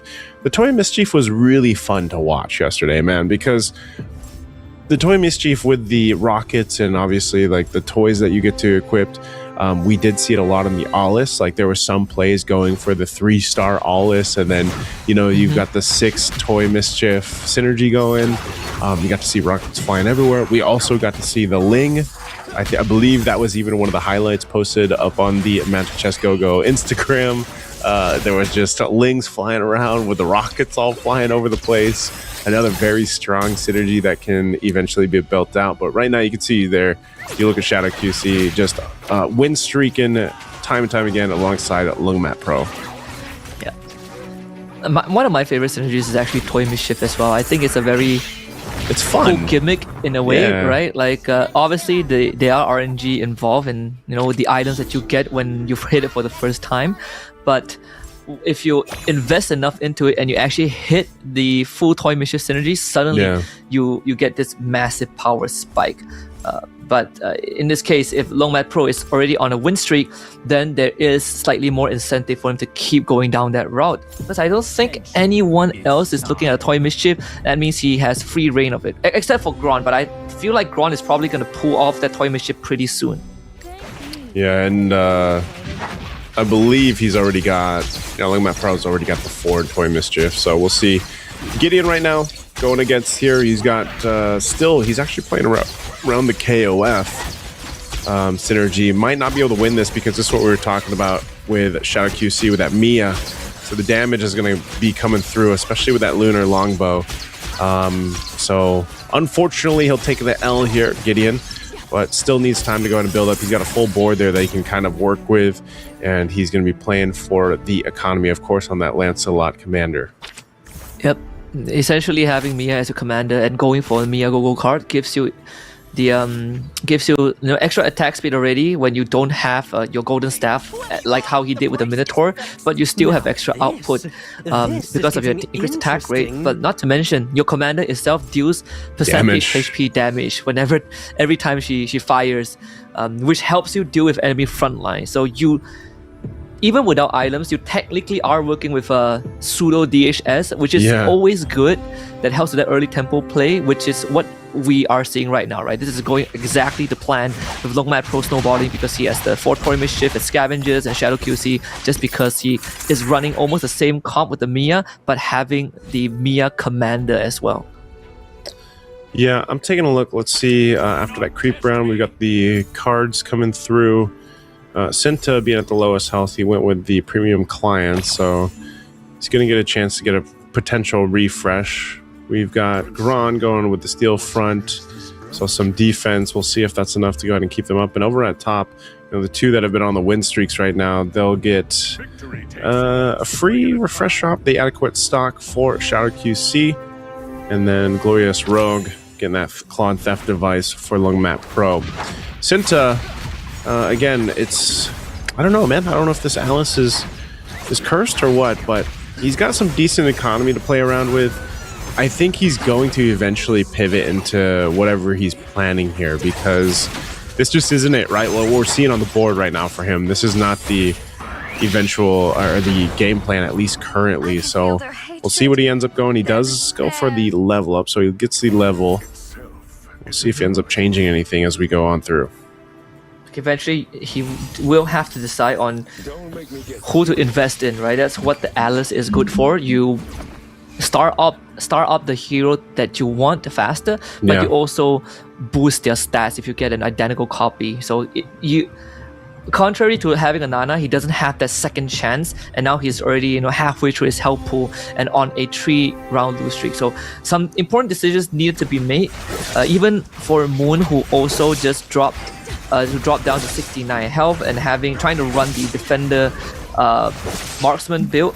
Unfortunately, doesn't have a solid enough front line to deal with, to work in these rounds. And contrary to that, Gron this time basically investing a lot of that output into his Yuzong, giving the Ruby Sight to the Yuzong and having 4 bruises, and Yuzong also gets to trigger extra attack with the bruiser trait because of his passive, allows him to kind of chew through your front lines quickly if you don't have the right items. So one of my favorites actually is using that. Like I said, Bruiser was one of my favorite, but the Yuzhong, because he actually, even just as a 1-star, he can actually do quite a bit. You get the right itemization on him, he's able to go ahead and tear through a lineup. So we'll see. Cinta's getting pretty low here. Has he decided to go ahead and invest just yet? I'm not sure if not quite. No, I don't think he wins this round either. He doesn't have the right pieces. Like his Beatrix and Mia are 1-star, and he needs his economy as well, and so that means he can't afford to start rolling here. So he's trapped in a difficult spot. I think the next 1 or 2 rounds he needs to start finding pieces or deciding where he wants to go from this point onwards, because this is definitely not working out. His window of hitting the hard bond has passed, I think, a few rounds ago, because you already have players who have hit the piece. So Itagaki is one of it, but Shadow QC in particular, getting a majority of the hard bond chess pieces away. This might be where the pivot comes from for Cinta. Let's see what he ends up picking. Is he going to go for the no, he's going to go for the KOF synergy. So he goes for KOF. See what he's been planning at all along. He is sitting at the level 7 commander. So Longmat Pro, grab the single control. Go ahead and grab that. Now at this point, unless something drastically changes, Cinta could be facing first elimination, which would be, quite a surprise. Again, just how strong he was showing things off yesterday, but again, there's plenty of rounds to go through. Over here for Itagaki, what's he going to change? He's got Glory League, he's got the 4. I don't think he's going to change much more. He's holding on to quite a bit of gold too, so he can actually, he still has time to go ahead and pivot. He's quite healthy here. Yeah, he does have the Weapon Master Crystal, which he gave to the Beatrix, but sadly doesn't have the synergy activated, so it, for now, doesn't have the value just yet. But the Beatrix acting as a proxy, and it's a good enough proxy with the brute force and the retribution. He just needs to get rid of this cushion, this K, and he'll be good enough. And I think for the rest of the round, it'll be good to go. He does have the Ruby sight, so every single takedown helps reinforces that front line. Yeah, his Beatrix is going to be doing enough, so that'll get him in the round there against Gideon. Oh, you can see it happening here too. Sinta's going for a bit of a change. He's digging for something. Yep. He's wiping his board, nearly wiping it. What is Sinta gonna do here? He's hunting in the shop, man. But I don't think it's going too well. Yeah, he was redrawing the cards too. This could be the last round. Like he definitely wishes he had enough HP for one extra round, because then you will go into the creep round and get sort of like a buffer. Yeah. But this is the last resort. He's gonna throw everything onto a 2-star Roger and just pray it works. And right now against Gron, I feel like it could.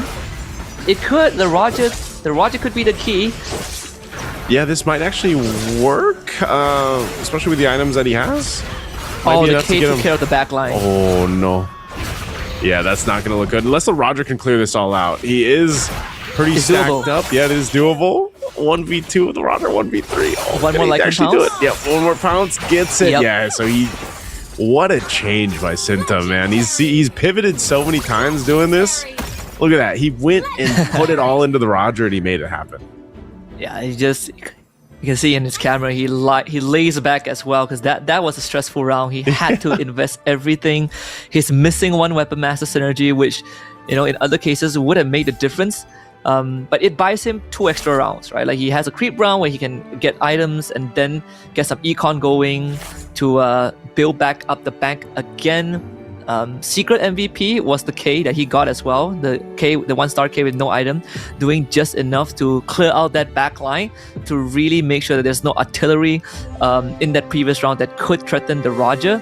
I think the blade armor as well, giving that extra resistance for Sinta. Yeah. What did he pick for his last card? Okay, he went with customized recruitment 2. The chance of finding a foreign cold card hero in the shop refreshes increases by 8%. That's actually great, because he has premium really client. Good. Yeah. Now he can roll for a 3-star Roger. Well, and he is getting some of the Rogers. Yeah. Yes, sir. I think no one is going for Roger. He might actually have a chance to 3-star it. Yeah, he might. So he activates the 6 Weapon Master too. So. Yep. He's kind of just got to wait for the gold to come through. I know he's swapping some around here. He's got the 6 KOF now instead of the 6 Weapon Master. I think it's a better approach, right? The 6 KOF stats you get to buff the Roger is a lot better, and he hits a 2-star Iori. Oh, it's almost at the 2-star Iori. Okay. This could work out. Yeah, and this is up against Itagaki. Oof. Yeah, this Roger is gonna rip through all of them. What a pivot. This is what Sinta did yesterday, man. We saw him do this. He gets really, really low, but you can see, yeah, like you said, he's got a bit of a sigh relief. He's now found a bit of a comfort zone in this phase of the game. So definitely gonna have to keep an eye on Sinta. But Shadow QC has been pretty much unstoppable. He's still on that win streak right now, currently still playing. He has the Mia into the Mia, and the items on the Mia that he's got too are just great. So Gideon now, potentially, he's in position to get knocked out. Sitting on 6 HP. I'm not sure if he's going to be able to hunt for much more. For the board, he doesn't have too much, right? He's just got mostly the 2 stars. He's got the Farso with the Barretts there. Putting some those key items on the Rafaela. We had this whole discussion yesterday about how it's so weird to see Rafaela as like DPS right now, just pumping out damage. But we'll see if this ends up working for Gideon. as he's Yeah, up against Shadow QC as well, of all people. This he might have enough artillery to get through this round. You know, the Rafaela and the Farsa, they actually are pretty good in dealing with, you know, a comp like this, because you could just blow up the back line without having to directly access it, and yeah, that's exactly what happened. So same as what the Hayabusa Lancelot we saw from Itagaki in the previous game. Yep. This sort of works the same, but with magic damage, right? It's a bit of a callback to the Valentina strat to deal with the Hanabi Guinevere in Gold 1. Yeah, what was that? What was that synergy where you get the items? Was it Dawn? The Dawnbreaker or something? I think it was. I'm trying to recall. I think it was like Dawnbreaker. You would get Lightbringer, like yes. lightning, you know, with the Valentina, and she would just go crazy with the lightning bolts. Yep. Was it Dawn? I think it's that. I think it was Dawnbreaker or something. Something like that. Dawn yeah. something. Yeah. I wonder if Gideon locks it. Yeah. Like a lot of people would lock their shops right now because he has all the pieces that he's looking for, but fortunately he will have to choose what's most important for him. He has a Ruby and a Rafaela sitting in his shop, just no gold to buy any of them. He probably wants. I mean, he'll get it here before so he'll probably pick up the Raf. Depending on how this goes against Gron, he should I win think this yeah. one. Or do you? Because there's no Farsa in the shop, so Yep. he should win this again. Farsa. Oh no, he's actually in trouble. Oh, Gron. unfortunate. I think Gron has the 6 glory league, so it's one of those few synergies that all those skills for you. You know, like the longer the round goes on, the stronger you become. You are literally you will basically playing time attack against glory league. They stack up shield and they stack up damage, and I think the fact that you get the best of both worlds every second, some might call it busted. You know. Yeah.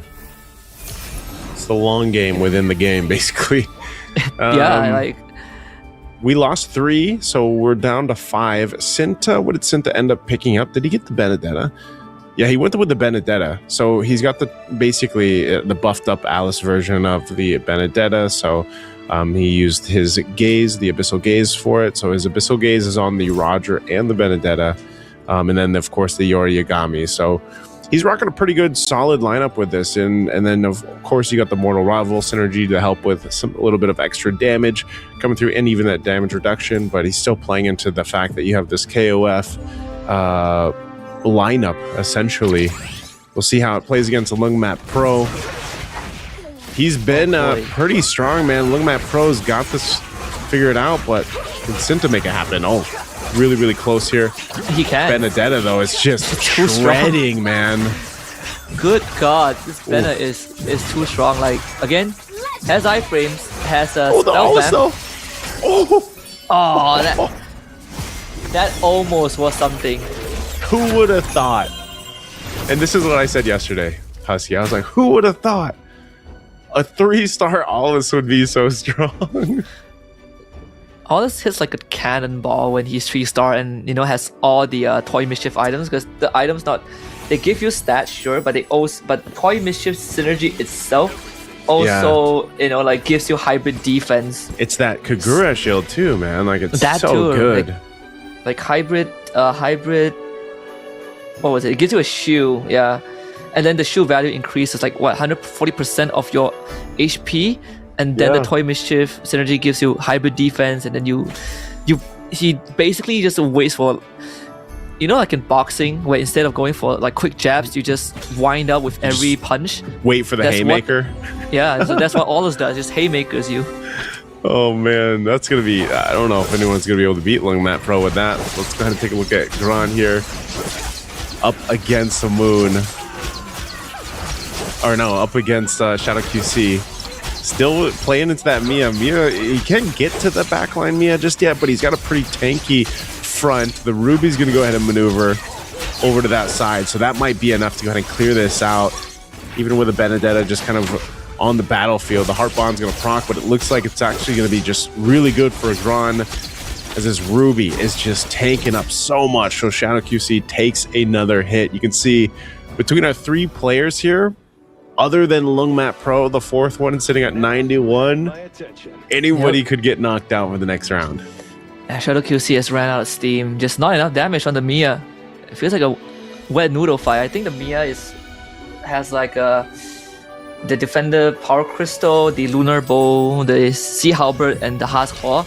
Usually the Sea Halberd is better off on someone else. You want consistent output like on hit, DHS, Berserker's Fury. Maybe didn't find an item. Hopefully he finds it here, because if you could put the Sea Halberd on someone that can on someone else, maybe like the Beatrix, right? Someone like a Lancelot frontline that can apply that AoE and have better damage output that helps you shred. Yeah. Then maybe he would have a chance, because he's starting to lose steam, and that's very common with Mia commander players. You snowball early on and you try to get a lead as big as possible, so that even when you lose, you don't lose too horribly.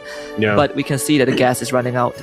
That's why we were saying, when we saw this, like, it's so meta, the Mia combo with the Minotaur and the Kufra, so meta. But you get to a late game version of this, the defender synergy shouldn't be winning, and most of the synergies figure something out to deal with it.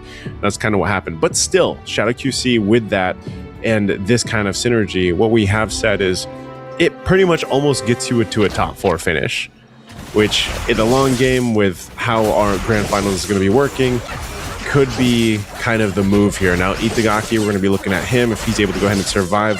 Once again, utilizing this Roger here.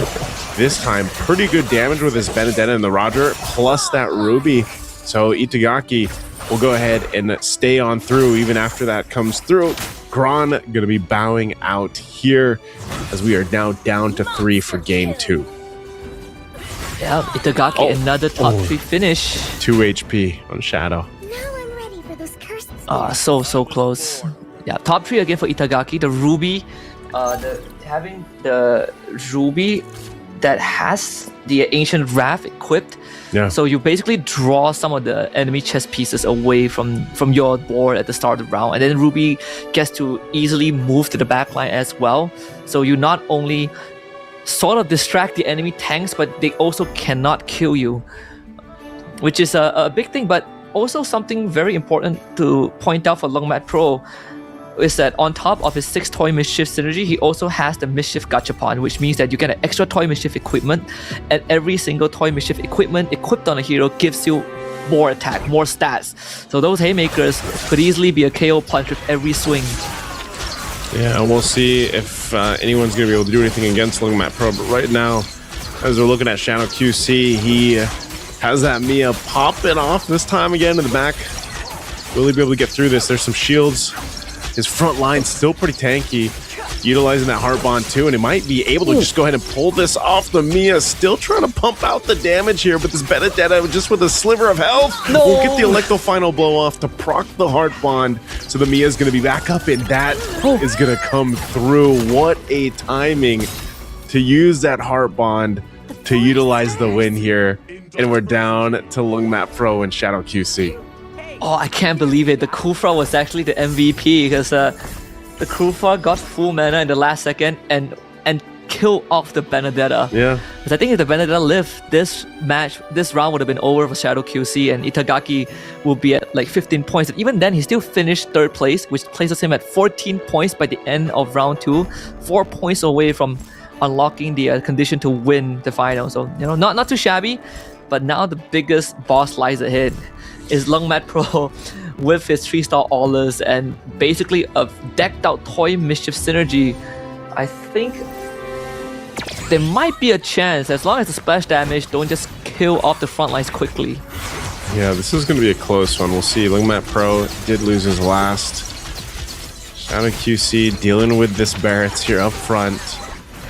He's going to go ahead and get changed here too. That Mia just being such a big part of this damage, part of this lineup. He's going to work on the Harith. Meanwhile, the tanks just up in the front side. But the Mia get really close here. Does have a Haas Claws though. So keeping Mia alive, it looks like they might be able to make it happen. Heartbond. Oh, very close. Oh, every time the Aulus swings the axe, he just boom. Takes out like 20% of the tank's HP, and then he shoots rockets all over. Yeah, this match was pretty much almost a done deal when he hit that 3-star Aulus with the Mischief Gachapon and the 6 Toy Mischief synergy. Is one of those games where you are destined to win, but still second place finish for Shadow QC, third place finish for Itagaki. They are still in the running in a very good spot, in fact. Yep, getting closer to at least the magic number right now. Again, the 18 points is what the players are. Ideally, that's the first step anyway. The first step is those 18 points. That's where they want to get through for the grand final. And then once they get to the 18-point marker, they need to win the next game, right? So still got a few rounds at least here in play, and I think even in a sense, I'm kind of surprised with how some of the results are falling in after game 1 and game 2, Husky, because I feel like even for just the players who dominated yesterday in their own respective groups, you've seen them. But I think this is why I was asking you earlier. I think this is just part of the strategy, right? Depending on what commanders you want to bring to the table, because you have these couple early games. Some obviously went with the power picks right away as we look at the highlights here.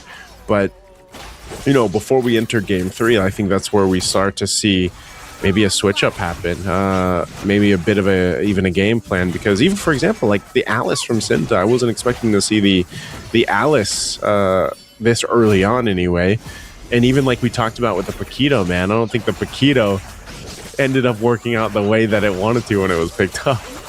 Yeah, because some of these commanders have reliance on you hitting the right pieces, and it doesn't really give you any innate boost. Like, for example, if you have the Layla like Itagaki, right? Like your commander is literally acting like a second hero piece that deals damage. The Mia as well is a constant throughout the entire round. The Kagura that gives you extra shield. And unlike those, when you go for like Paquito, when you go for like Alice, like Diggy, you're reliant on hitting the right pieces because your commander doesn't innately give you extra stats. And if you cannot get those pieces, you put yourself at a disadvantage, and that's why Sinta had to basically sell his whole asset to find that rebuild to survive for a bit longer. And it was pretty fortunate that he was able to hit the right pieces, but didn't carry him as far as he would have liked, even when the Alice is there to boost that piece. Is there a non-meta commander that you're hoping to see at least here in the grand final for season 5, since you've seen so many different combinations, man? I mean, even back in Go 1, was there any like surprise commander that maybe surprised you back in Go 1, or at least you might want to hope for here in season 5 as we look at the match overview? I think the biggest surprise for Go 1 at least was there are certain players that go for the Yuzong. Like Cyril Mertens was one of the few that goes against the grain every time. Like he's the only guy that plays Yuzong. But if I have one that I want to see, I want to see Gushin. You want to see Gushin? Yeah, I want to see Gushin. I think I don't think actually Gushin or Loyi. I think these two. Personally, I think I want to see Loyi because Loyi was a thing back in Gold 1. Yeah. It gives you a good tree cost, and back in Gold 1, a lot of the tree costs are essentially good. Like if you just so happens to Loyi just pops out a Minotaur for you, you're guaranteed 2 stars Minotaur, and we know how strong Minotaur can be. And it builds into Glory League, it builds the defender. It's great if you go for hard bonds. So Loyi or Gushin are definitely the choices that I'm looking at. Mine was Alice. So I've seen her yesterday and now today, and it just unfortunately didn't work out. So maybe I should stop playing the Alice commander. Actually, I just play Alice because it's Alice, and I'll leave it at that. If you know, you know. Now, Lung Matt Pro, this is his champion lineup here for game 2. Obviously, very strong. I mean, the Kagura commander alone, very defensive. You get that shield that really works out. And, I feel like he just... The Alice now, man. Like, this was my surprise synergy yesterday, seeing this in motion. The 3-star Alice with the 6 mystery. I think I even mentioned this when it started to happen. And I was like, oh my goodness, Husky, we saw this last night. And that also, the other variation of that would be like with the Ling, for example. But here's also an update of the points right now. We've got 3 players at 14 points. So potentially Lung Map Pro, Itagaki, Kanoi, and Shadow QC, depending on how game 3 goes for them, they'll get in that key position of 18 points, depending on their finish here. Obviously, any of them could end up in 8th or 7th place and yet, but definitely for Senzi T and Moon, they need to have a game for themselves here in Game 3. Yeah, and I think it's not that hard to achieve that 18 points. They just have to make sure that they're in top 4 for the next round, right? Whether you win or lose, as long as you are from 1st to 4th place, you're guaranteed a minimum of 18 points. 4th place being a cutoff because you only get 4 points, and the 5th place will put you 1 point away. So there is already a can aim for at least for the top 3, and they have been the constant top 3 in the past 2 rounds, and really setting themselves apart from everyone else. So in theory, they have a bye round, right? Like if they do finish top 4 next round, round 4 is where they will try to look to close it out, because no other players, even if they win round 3, will be at 18 points. And that's why I say it. You bring out your best picks in the first 2 to 3 rounds. You get to 18 points and you start to chase that win. I mean, I would have just assumed that, a lot of these players here, especially the ones that have been playing just competitively for so long now, like their commander pool is pretty deep, and the strategies that come with it. Because again, I asked Mo this, like, because the idea is like, how much does the commander really affect the overall gameplay, and I think it really depends on your strategy. It really depends on, and that's why if you go into the game, you can see they're all kind of divided in their own little category on how they affect, or at least the concept of you approaching your game.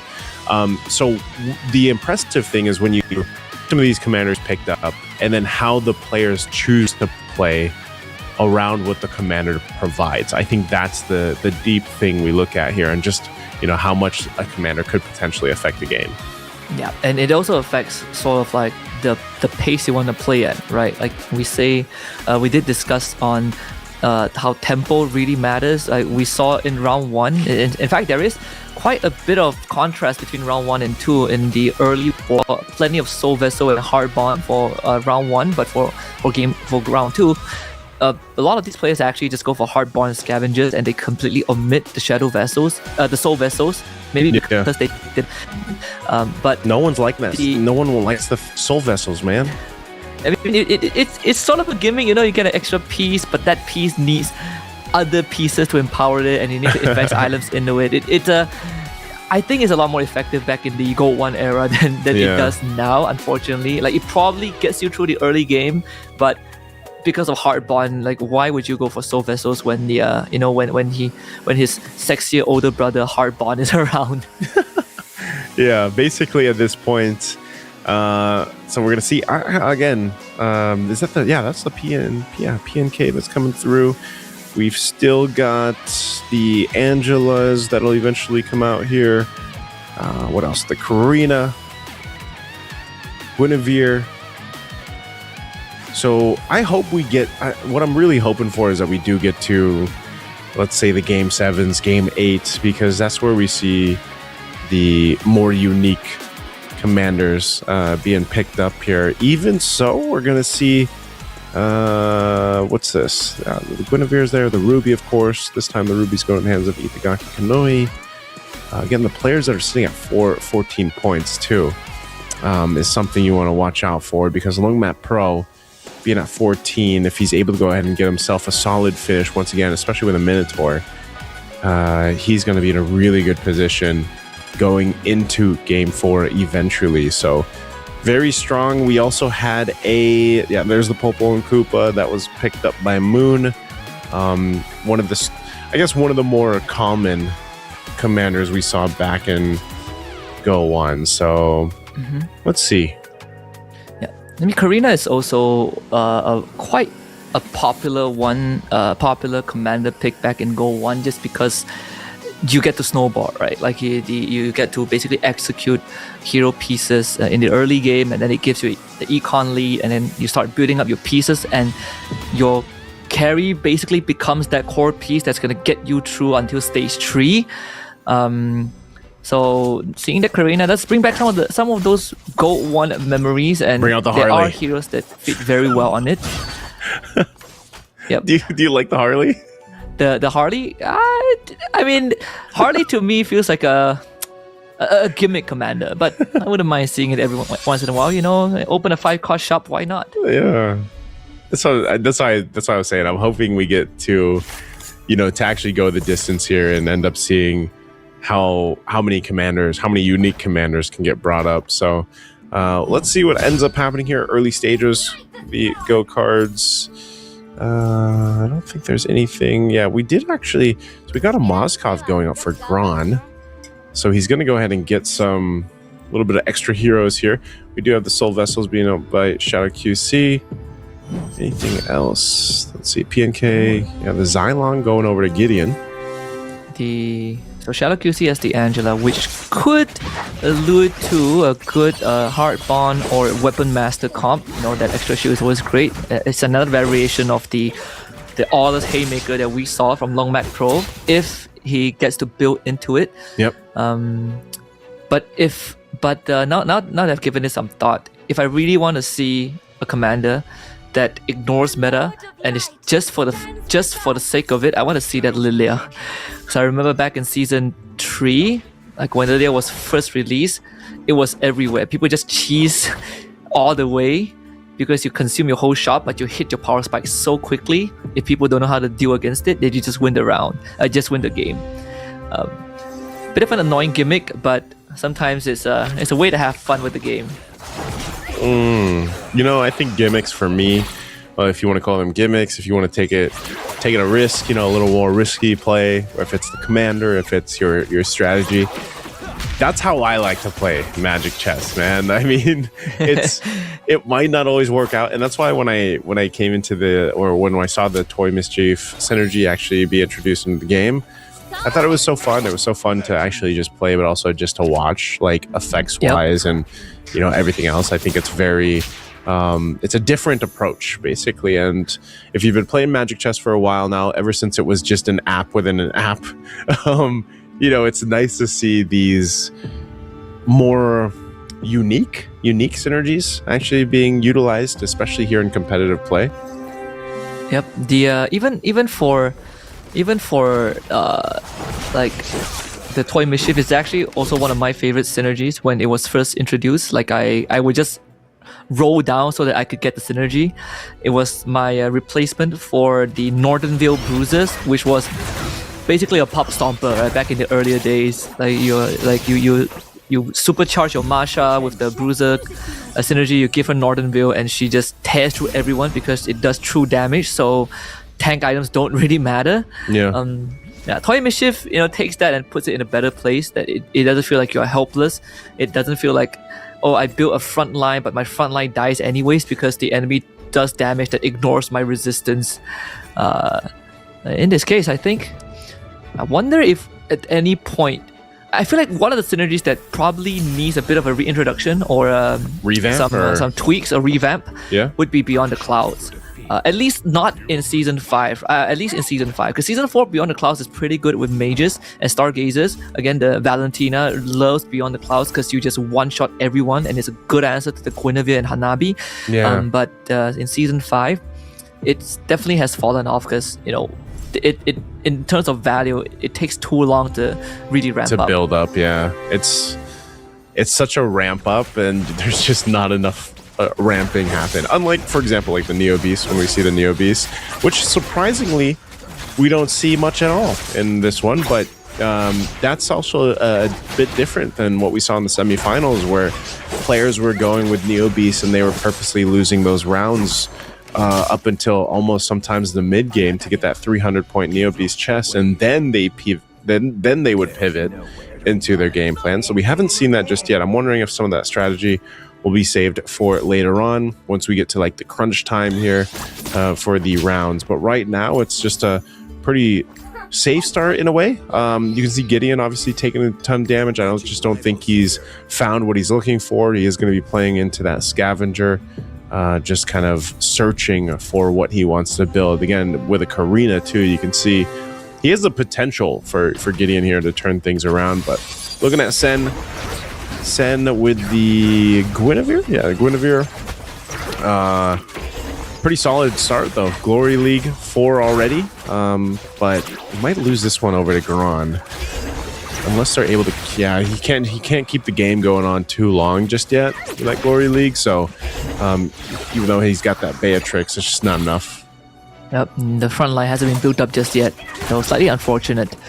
Even for Gideon, running with the Karina, unfortunately, the Karina item was put on the Saber, and not really the best holder. Yeah. In my opinion, sure he does damage, but Saber is pretty susceptible to getting bursted down. And in the previous round, he was basically, I think he went up against. Was it Itagaki? He went up against someone with toy mischief, someone with a jawhead. So the jawhead was basically just bounce housing the Saber until the Saber went down. So it didn't really get the full impact of the Karina, which is unfortunate because you want to snowball, but he is doing the opposite of that, right? On a 5-round lose streak. Yeah. We'll see what these last choices for the second go cards will be after this group round too. Let's see. Any major ones? Yeah, just got some economy going for Moon.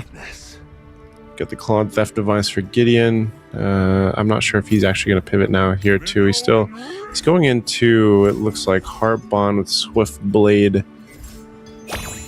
Still keeping the Scavenger there, holding on to his 37 gold right now, not leveling up either just yet. So definitely not what he wants just yet. Could be waiting for that next carousel round to pop up.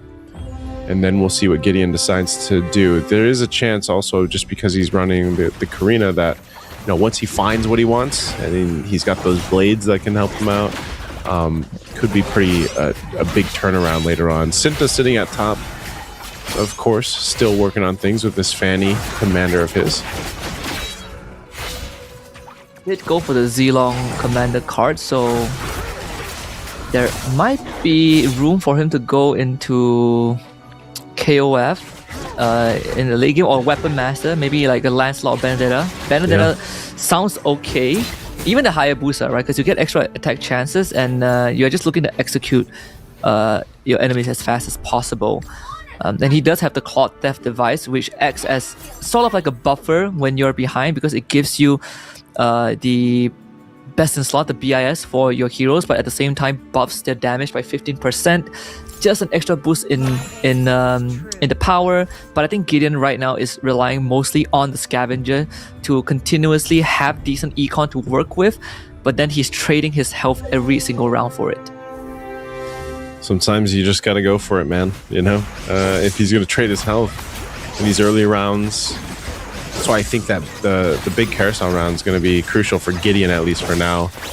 He's going to continue to lose these unless he can actually win this one against Sen. But Lungmat Pro is still dominant right now. We've seen this so many times. It's just going to be the Mia, the Kufra up in the front doing their thing. He's got good items too. Like, that's the thing, because he's able to go ahead and enhance the correct items early on with the Minotaur, especially for his Mia. And even his Kufra is tanky enough with the enhanced items that he's got. So now looking over here, I'm not sure still if we're going to see Senzi T actually go to his full fruition with his lineup. He's still holding on to the KOF. For Shadow QC, what's he got going here? Yep, Weapon Master Defender right now. Having a look at what everyone else is doing too. So we still got two players, Cinta and Sen, holding on to those second go-go cards. They haven't picked those just yet. Yep, and I think they're not in a rush to do that, thankfully, just because they, Cinta is in a very comfortable spot. So, and that makes the holding onto the go-go card even better, because you can adapt to what the enemies are doing. He's gonna lose this round, unfortunately. The Luminexus doesn't do enough. With the Stargazer, Mia just too strong. Longmat Pro having Haas Claw and the DHS basically means that it's going to take twice as much effort to take the Mia down, but she's also actively cutting down your front line with the max HP damage, the percentage HP damage. Yeah. All right, we're jumping into Carousel. Let's see. This is a big one for Gideon, I'd say. He's going to go for the capacity. So I wonder if he's got enough economy to go ahead and help him change now, like pivot at this point because he doesn't want to get too risky. I mean, he's already at 33 HP. So I think it has to happen here. So I really want to see what Gideon ends up doing after this carousel. Everyone grabbing the items that they needed here. What does he have? Yeah, he's got the... Okay, so he's got a Benedetta. Damage could be good. Benedetta Ruby.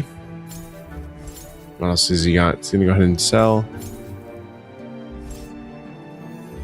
Yep. I think for Gideon, yeah, still looking for a way out of this. The 4 heart bond.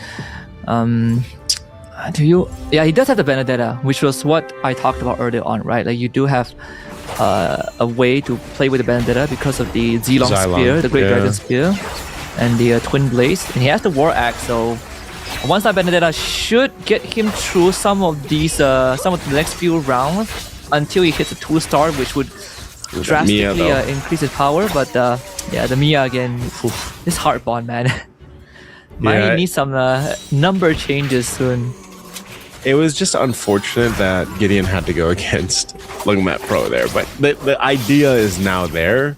I think he just, obviously he needs some more economy to work with. Cinta, let's see, Cinta's doing, he's fine up at top. I'm not sure if he even really needs to change much. He does have the Lancelot now, which is great. Because even that base Lancelot just able to pump out damage. He's going to go for some selling here. Sit around. I don't think he's... There you go. Picked up the Florin. So he's still going with that gameplay. And he's going to keep playing into his Beatrix, at least for now. Swapping some items over to the Lancelot, though. The Scythe, Berserkers, and the Inspire. So we'll see how this plays up. Up against... What's he playing against? Shadow QC.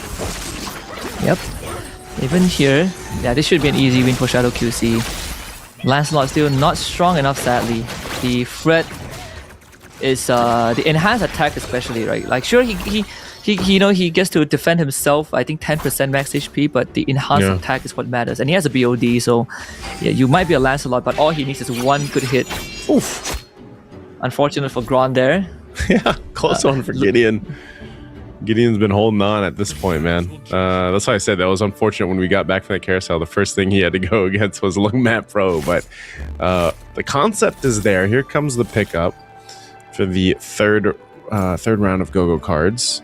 So Gideon goes and gets the shop refreshes, so he's going to be hunting in the shop now. Cinta still hasn't picked up his second. Might hold on a little bit longer. No rush for it. Everybody else either getting the gold. We got a little bit of attack and defend. And yeah, the trust fund. Trust fund over here for Moon. So creep round, we'll see how they handle it. Yeah, get some extra money in. Cinta feeling so comfortable. Still not needing to pick the Go-Go card. In fact, still sitting on the first one, which is the best situation you can be in. But Lungmat Pros, he's still looking unstoppable. And the fact that I just wanted to say he's... prior to that round being over, he was still holding on to the Scavenger. So and it's reflected in his economy, right? He had 47 gold. Now he's going to start rolling down and getting the pieces that he wants. And he has 6 defenders already. So another classic defender, Love Bond, Kufra, Mia comp. And I think he has the... he has the attack and defend as well. So crowd control effects last shorter on them, and he gets the adequate stock. So free reroll every round. Again, Lungmat Pro set up for success. That's what I was saying when we started today, man. When you mentioned the Heart Bond and the Mia, I was like, oh, you're gonna see it plenty of times, you know. It seems to just be one of those staples. Like Mo mentioned, it's the current Guinevere currently. But for this one, Moon, oh no. Okay, Moon getting through that closely. We see this happening though, man. It's getting dicey. Senzi T is sitting at 8. Gideon still has been at 20. He's been relatively good back-to-back now. Win streak.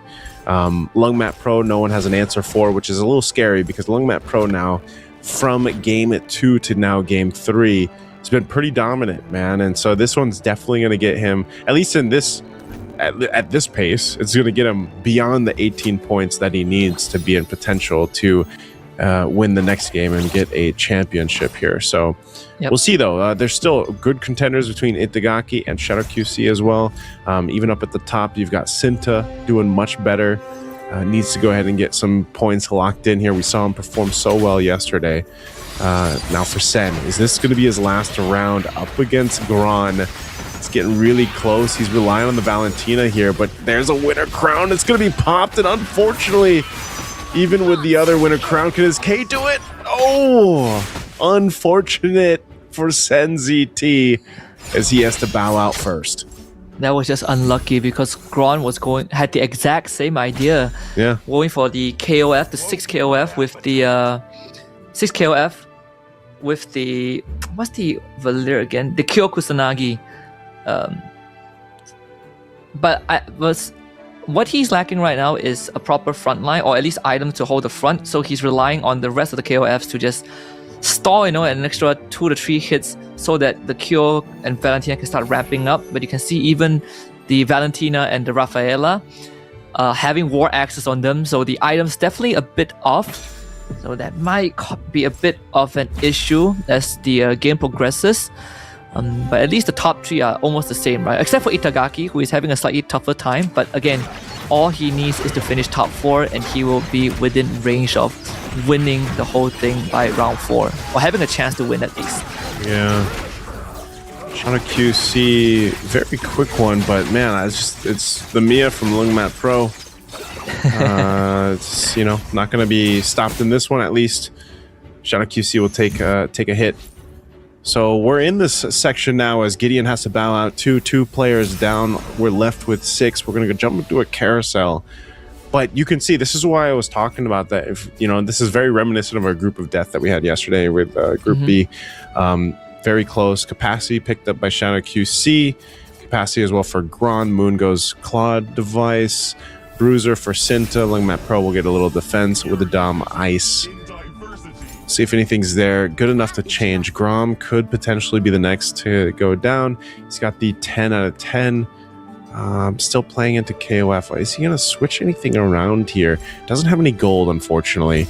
So I think he's just got to play with this. Ideally, if you can get the Dauntless up, at least you get slightly more shield, but he doesn't have that. So he will put the Oracle and the Aegis on his K, so that at least when the round starts, his damage dealers get an extra shield. And he's thinking about where the K should go, or just put the Oracle in the back line. I think this one makes a lot more sense, so that you don't really compromise the K and having him walk up. But he's going to start right in front of a Ruby that taunts him up. So it might not matter too much, as Itagaki just has a way stronger comp right now. Unless this Iori can chew through all of them with this AoE, it might look possible though. But the revive from the Ruby, is it enough? Oh, is it enough? Oh, it is enough. Oh, it is. Wow, what a turnaround too. Wow, The that's Kyo Spellvamp. Kusanagi, man. Yep. Spellvamp of the Ice Queens 1. It's giving Shadow QC giving Gran a fighting chance there against Itagaki. Yeah, we got some switching happening here. He's got the 3-star Fred, Kufra. This is, let's see what Shadow QC wants to do with this.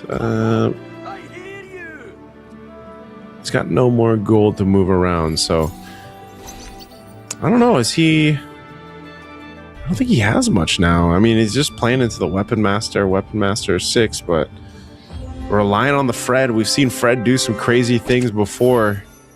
Sitting at 3 stars with the Kufra. Up against Sinta. He's going to get kicked in the head multiple times. 2 times. Unfortunately, with the Yori man just taking out who he wanted to play into. So Sinta will do quick work. Heart Bond going to be there. Kufra just doing what he can. But this should just be a clear out. And that's just going to be it. Shadow QC is going to have to go ahead and face the clean animations coming through from Sinta. Oh man, Shadow QC bowing out is 6th place, so only getting 16 points when this round ends. So no 18 for him, which means the odds for Lungmat Pro and Itagaki to hit 18 points increases. All they need is one more person to get knocked out. In this case, Gran looks like the most possible one to lose next. And Lungmat Pro and Itagaki will have a chance to win by round 4. The 6 bruises and the Iori, kind of nasty there, really one-shotting a Fredrin that would have had the ability to one-shot the Iori in return.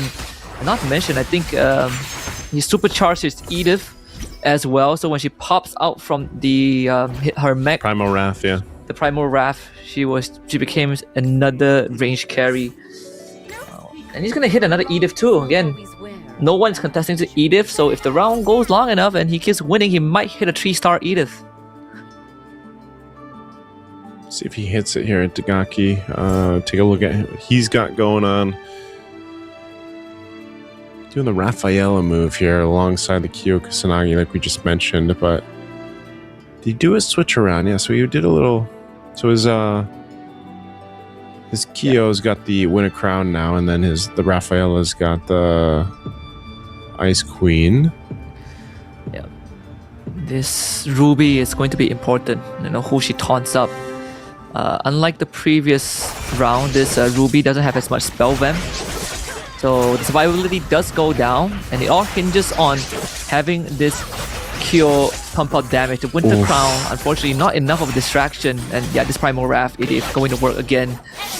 Itagaki, just at the 20, just enough to knock him out, so he's gonna fall short, which means only Lungmat Pro will hit 18. That's great for the other 4. You know, so he does, Itagaki does hit 18. So he's at 18. So it means that...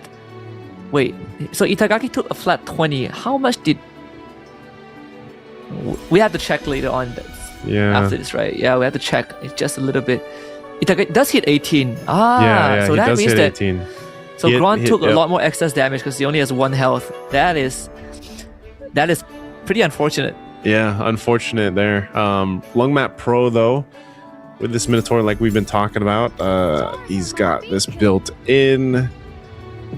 I'm not sure if he's going to change much more there too. We got to see if Moon can survive this now. Let's take a look at Moon running the Stargazer. Pretty good solid front lineup, and this is going to be against Lungmat Pro, so good synergy here too with the Farsa, able to go ahead and pump out quite a bit of damage, utilizing that front line. It's just so beefy and actually going to be enough to work through. So that'll be a nice take. Moon able to pop off on this P and K as he does that final blow to Lungmat Pro. But Lungmat Pro should also be above that 18-point threshold now. He's going to be sitting at 20. So we're down to our last 2 players, Cinta and Moon. Both of them really needed this round.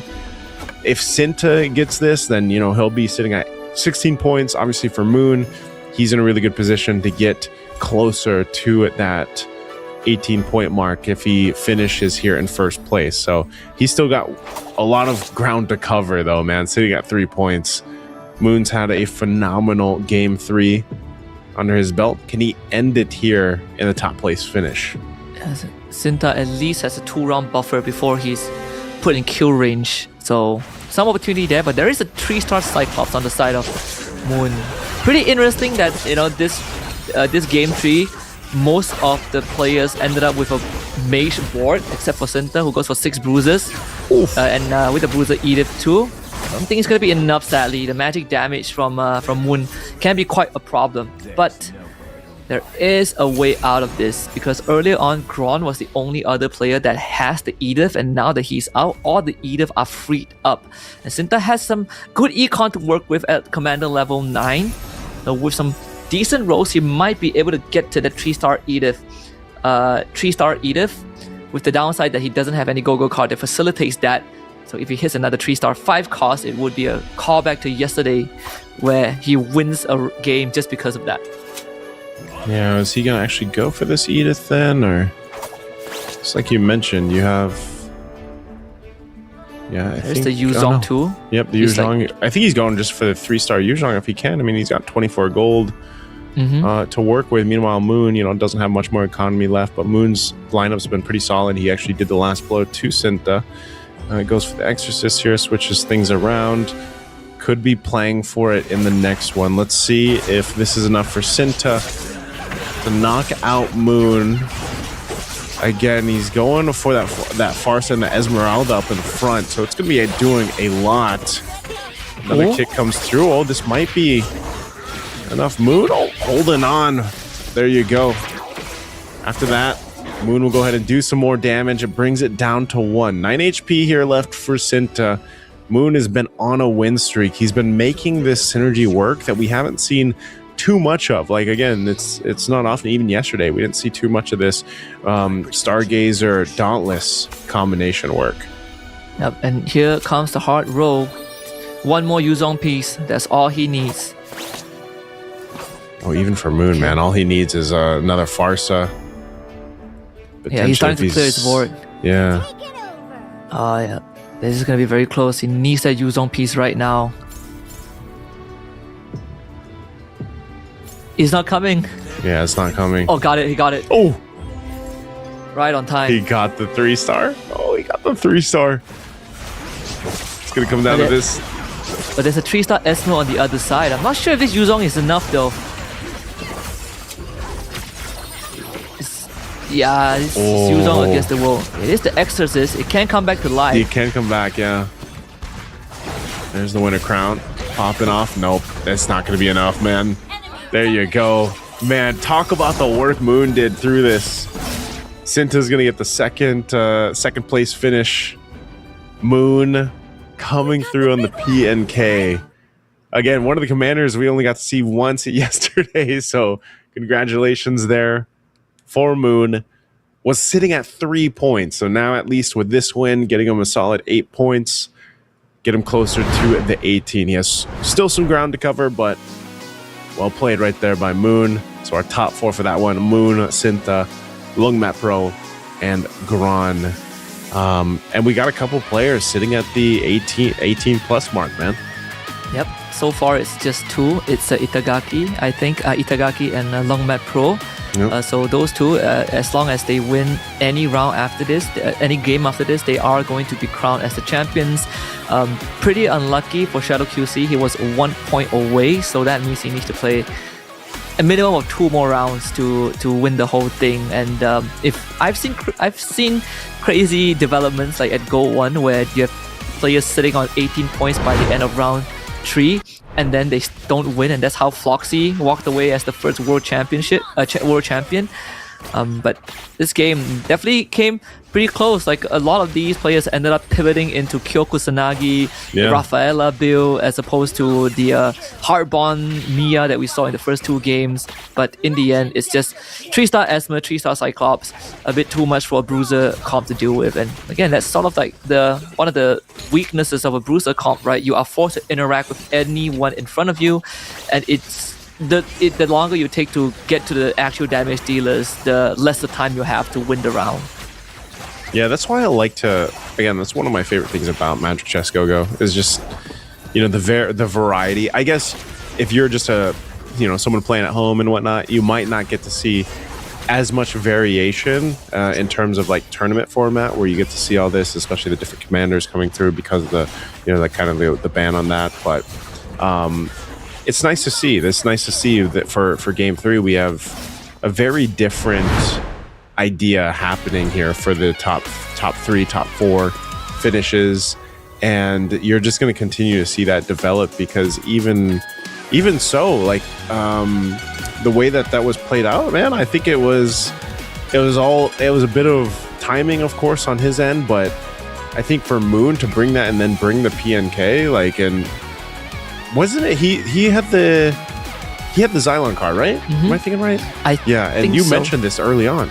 Yeah, like, and also the PNK is more of a unique like playstyle, right? It doesn't give you tempo, it doesn't directly give you heroes. It requires really strategic placement. It's like setting a bait and trying to redirect, the right chess pieces into it.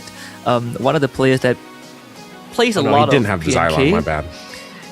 It's the PNK card, right? Yeah. I think the Xylon one was the Karina, so that's Gideon. The Karina, yeah. Yeah.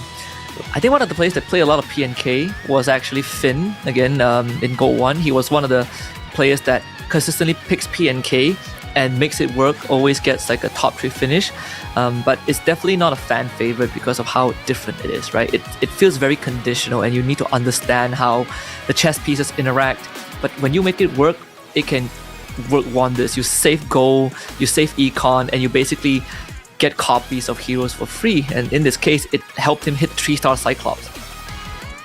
3-star Cyclops. He had the 3 stars, Esmeralda, which was really prevalent for his front line. I mean, even with the Barretts there. So it was just a really unique, I want to say unique lineup, because like I said, you don't see too much of the Dauntless Stargazer, at least so far between the semifinals and today, and he made it work.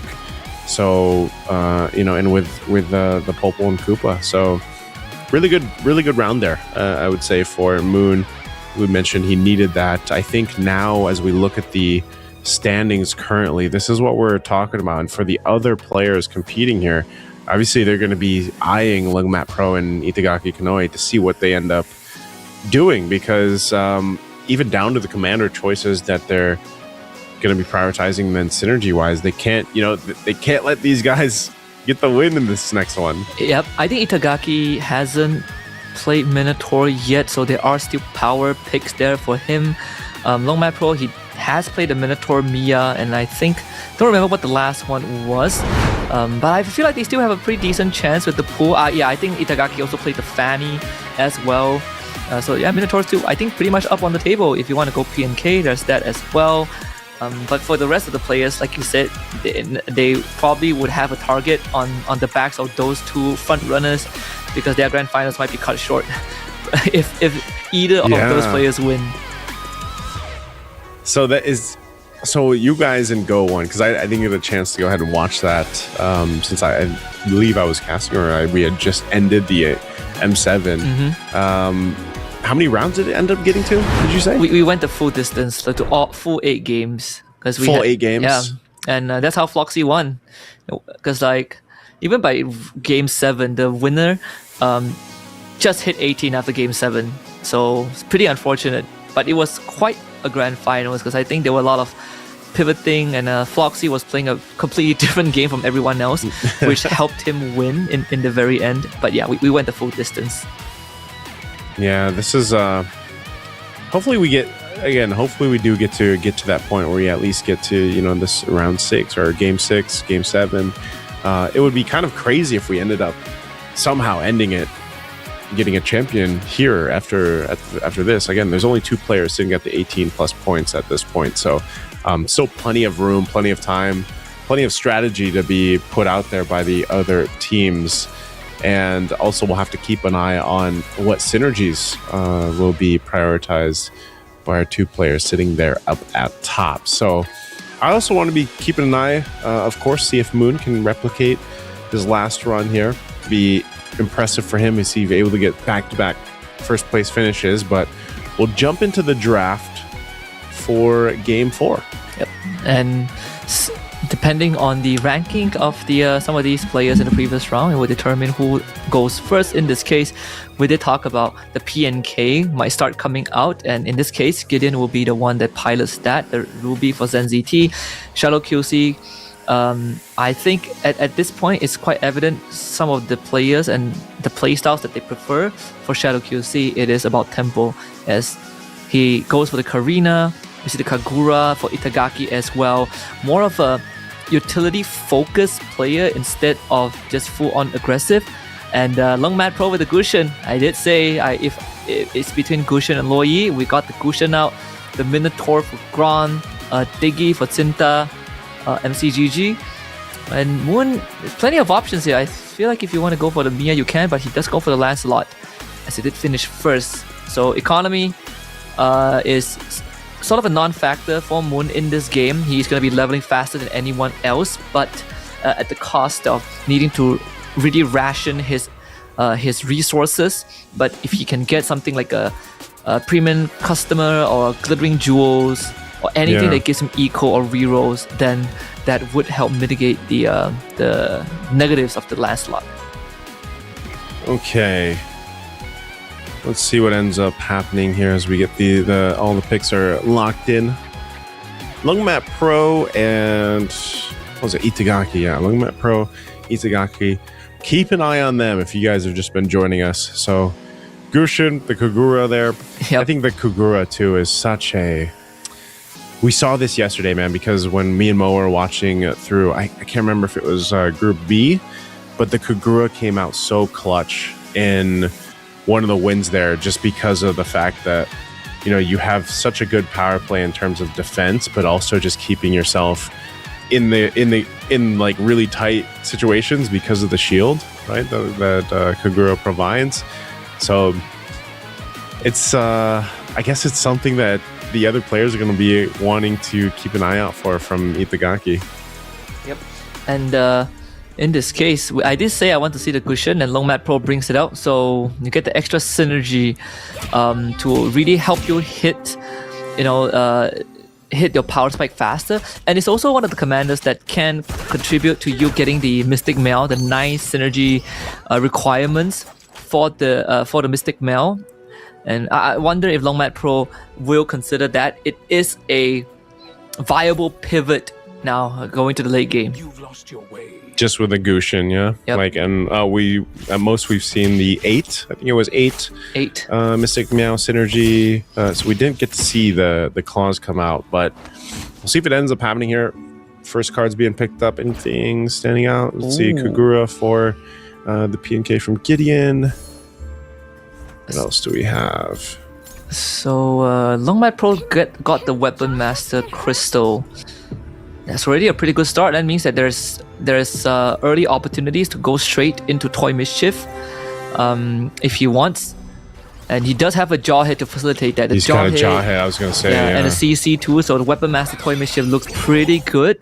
It's what he used to win Game 2 as well.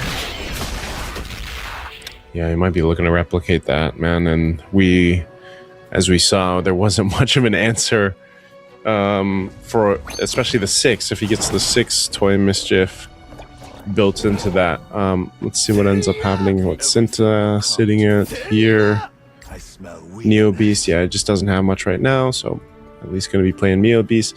Like I said, we haven't seen one of our players do that just yet. Like we saw yesterday, purposely losing and building their Neo Beast chest. Maybe that's just not something you want to do now at this point, as it's kind of crunch time. I know only 2 players are above the 18-point threshold, but could be one of those things where you just want to go ahead and bring out that best strategy that you can for this one. And it's also very conditional, right? Like the same as like aspirants, but like if I get an early aspirants, I'm destined to go on a lose streak. Neo Beast doesn't feel that bad because at least you have a Fredrin that does decent damage and can hold his own. But again, lose streak strats, I feel like at least in NCGG is not too viable right now because tempo changes so much for you, and it doesn't. And the combat mechanics is pretty reliant on how good you can roll and how much you understand damage control, which is a big risk, but Cinta is still one of the only players in this lobby that is willing to go for the lose streak, but also because he has to dig it, right? You want to accumulate, you want to be able to get as to get that lose streak, you trade your health and then you hope that the payout is good. Yeah, it's a bit of that, risk factor that we were talking about earlier on. Even though he's got this 2-star Alucard, and he might have some trouble here dealing with an Esmeralda, that early Esmeralda with the Revitalize. Because Alucard will be able to proc that Heart Bond, so might be able to deal with this. No, the Esmeralda with the Carino Blades, man, is just going to go ahead and go through this. Again, Heart Bond proc, but not enough. Sent to take some damage from Shadow QC. Meanwhile, still sitting at the top. Gran is there, Sen. It looked like Lungmat Pro faced a loss. So we're jumping into our first carousel. Let's see what priority is going to be here. Cinta goes for the Yuzhong right away. So a very early Yuzhong pickup. Oh, the Longmat Pro go BOD? Yep, it does go BOD. Yeah, it's falling into place. 2 Luminexes, 2. SenZT actually getting a very early Hayabusa there. Early Hayabusa and an early Yuzhong, man. Yuzhong. Yeah. There is a Hayabusa for Sen, but then... Oh, wait, did we see the Yuzhong? Yeah, we did get... Yeah, Sinta got the Yuzhong. I was like, I know I saw another one. Yeah, so Hayabusa and the Yuzhong there. Looks like Sinta is going to go ahead and get things in place for Toy Mischief. What does he end up taking? So he put the... Yeah, he went with the Defender Crystal for the Yuzhong. So he's got, 2 Bruiser, 2 Defender, 2 Magic, 2 Heart Bond. It does have, I believe, does have the Odette to work with, so some considerable amount of damage, but doesn't really have the ramp up. So should be close. This is pretty close. Just get through that Winter Crown as long as that Gattacacha stays up. Yeah, he's got that. Okay, there we go. Sinto made it happen. That was so close with the Yuzhong there. Imagine when he starts to go ahead and start it up. See if that changes now. Rest of the board, man. Gron. It always starts like this. Husky, it's always this. It's always the win streak for the Minotaur. Yep.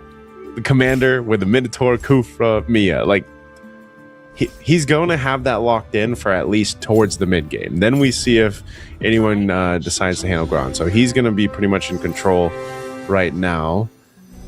We'll see what Gideon ends up doing here. Gideon versus Sen. Rolling with a Neo Beast lineup. He's actually the first one that we're seeing today anyway for the finals. Just take the L's, right? He's not really trying to do too much. Just trying to build up on his Neo Beast chest. It'll be sitting above 100 now, and we'll eventually see. So we might actually see Gideon be the first one to wait for that 300 point plus Neo Beast chest and then pivot. And the unfortunate thing about that, like we saw yesterday, when you play with that strategy, your pivot comes at a very spicy time. You know, you're not going to have too much health left depending on how he plays it out. So we'll see what the second go-go cards are going to be here. You also need to think ahead of like what items you take, at the carousel and at the creep round, because you don't want to end up with items that don't really fit the comp that you pivot into. So there are a lot of foresight required. Gideon did go for jump the gun, so you get extra 12 commander XP to hit a higher level, get an extra hero slot. But the most important factor there is hitting strong pieces earlier than anyone else. So that's the goal of Gideon. So when he cashes out the Neo Beast points and goes for a potential pivot and gets all the rewards, then he would already ideally have the pieces required to put those rewards on. Yeah, you can see that happening here too. Once again, I wonder if they're just gonna hold on to the other cards too, at least for the here. Now Gideon taking a look. I don't know if he's still gonna choose to go for the losses here. I mean, there's not too much that he can do, at least right now. He did 2-star. He's got the 2-star Brody with the blessing on him. Does have the PNK, so that's one way to play the lose streak. Play the lose streak. That's what I'm saying. Like his pivot might be pretty strong because of the PNK and then the chest. Like it looks like he's just gonna lose this too. Oh, the Focus did walk into it, so that's good news. He gets a 2-star Focus. Yeah, but trying to clear out as much as possible. He was able to clear out an extra piece at the end, so you take slightly lesser damage. This is gonna bring him down to 55, which is still okay, as he is 2 rounds away from the carousel from this point onwards. I think for anyone who misses like the old Tigreal, Kufra is your new Tigreal. So AoE stun, high base damage. Actually, Gron finally took his first loss just now. Yeah. But even then, his 2-star Kufra, which with literally the best item Best combination. items. Yeah, it's just the BIS. Look at like Oracle, Blade Armor. He's messed up, man. The Ancient Wrath. Ancient Wrath. Yeah. So good. Yeah, he's locked in. And then once he starts 3-starring, some of the front line, of course, the Mia. We'll see that. Let's take a look at Itagaki. He's still keeping the Toy Mischief there, but he's got the Bruiser Scavenger because he's playing for economy. So Itagaki's foundation is there, but definitely playing the long game again, even with a Kagura. He's pretty tanky. I mean, this Masha is actually doing quite a bit, but against this Yuzhong, he does have the shield with the Kagura, as I just mentioned. Should be able to get through. Yep, takes out the Yuzhong, even with the extra assist. That should be around there for Itagaki. That's what I'm talking about. So That's very strong. Even seeing it this early on, on a 2-star Masha, for example, it's like that's also just going to be more prevalent later on towards the late game. Just like in the actual game itself, Masha is one of the 1v1 kings, Gods. one of the 1v1 gods. Yeah, Thunderclap, and with the Kagura shield, the hybrid stats it gets, the War Axe, the Cast Claw. One good hit is all she needs to bring her health back to full, and 4 bruises makes it even easier to do so. So you leave her alone, she is probably gonna board wipe you. Itagaki, I think, should feel pretty comfortable. Even for Shadow QC, he already has access to the Edith, so this is most likely gonna be that magic build that we saw in the previous game by half the lobby. But he doesn't have the required items just yet, so it should be Grok winning out. Yeah, Gron's gonna win that one. This one, like Shadow QC might just be popping this chest around the 100 mark. He might lose like one more round or so, and then go for it. Itagaki, it looks like Itagaki actually lost a round here. So the only win streaks right now are for Gron, as expected. Like we were mentioning, we jump into another carousel round. Capacity for Shadow QC. Gideon's gonna get the glowing wand. Bruiser more for Cinta. Matt Pro will go ahead and grab that. The DHS, Rafaela secured. Gron picks up a Feather of Heaven. Okay. This is actually because for Shadow QC, it doesn't matter what place he ends in, he's gonna hit 18 anyways, as long as Itagaki and Longmai Pro doesn't win by the end of this. But it's quite scary when you opt to finally go for Neo Beast, and then the person right next to you is also going for Neo Beast. So you have 2 players basically committing to a lose streak strat, and then you have Tinta MCGG that unfortunately also is doing a variation of that because he is playing with the Diggy. So your 3 players that are basically tanking their health for a late game spike. And that means if you are Gron or Moon, you are very happy with the state of the game because you don't have to worry about these threats early on. So you can put yourself in a more comfortable spot for when that late game comes. Yeah, that's good for, again, Gron and Moon, as they're contenders right now currently in this game 4. If they are able to finish, first and second, based on how things are going, obviously still pretty early, puts himself in that range, to get to the 18 points, of course. So across the board, we still have Shadow QC getting hit. So he's sitting at 28 now. There's that chest. It's sitting at 121 on the Neo Beast. He's probably just going to go ahead and wait this out, do one more round. He's switching things out. I wonder what the move is for Shadow QC in this play. Ooh, Shadow QC is at level 7, so unfortunately you don't have the luxury to bank on a 2-star Edith unless you're super lucky because it's just 1%, and he's not going to have enough economy to hit the level required. So he will have to go for the scavenger to gain extra money, but he only can afford to lose one more round. And in this case, it's against Cinta. If he somehow wins this round, it would be great, but I don't see that happening with that Yuzong with a fully decked out armory. And a Terry. Yeah, so the Terry Bogard. This is his last chance. His Yuzong is just so strong from Cinta, man. Shadow QC is very little to lose here. He has the rock shield. Yeah, I was gonna say he was holding on the rock shield. That's what I was wondering too, because he didn't pick his second card earlier on. So essentially, he's bought himself another round on top of the round that he had. Plus, again with the chest, right before and then the creep round. Yep. Yeah. That's good. Let's see what Shadow QC will do here. Also, the third go-go card's coming in. It's interesting because even getting to this point, obviously we have all the players up. Some are really close to being knocked out, but you have a ton of economy to work with here, especially if you're like Sen. He's got plenty of gold. Cinta as well. Okay, so you got Solid Alliance for QC, Shadow QC, so hybrid attack. Swapping things around. I guess it'll also depend on what items he ends up getting here. The other go-go cards you have here too. Magic Immersion, some oh man, Gron actually got an Oracle too. So Gron's gonna be harder to kill. he's working on the 3-star Minotaur. He's really, really close. Yes. Very, very close. Lungmat Pro over here, making things happen with his Bruiser Weapon Master synergy. He's got the Exorcist now too. Oh, he needs one more bruiser for the 6. He has a level 9, so should be okay. Shadow QC did take, I believe, the Domice and Winter Crown. Found himself a Benedetta. Had 3 Scavengers for the economy. But is really relying on just the raw stats of his board to win. For Longmat Pro, did get the 3 Scavengers, 6 bruises. So again, good economy, but great damage.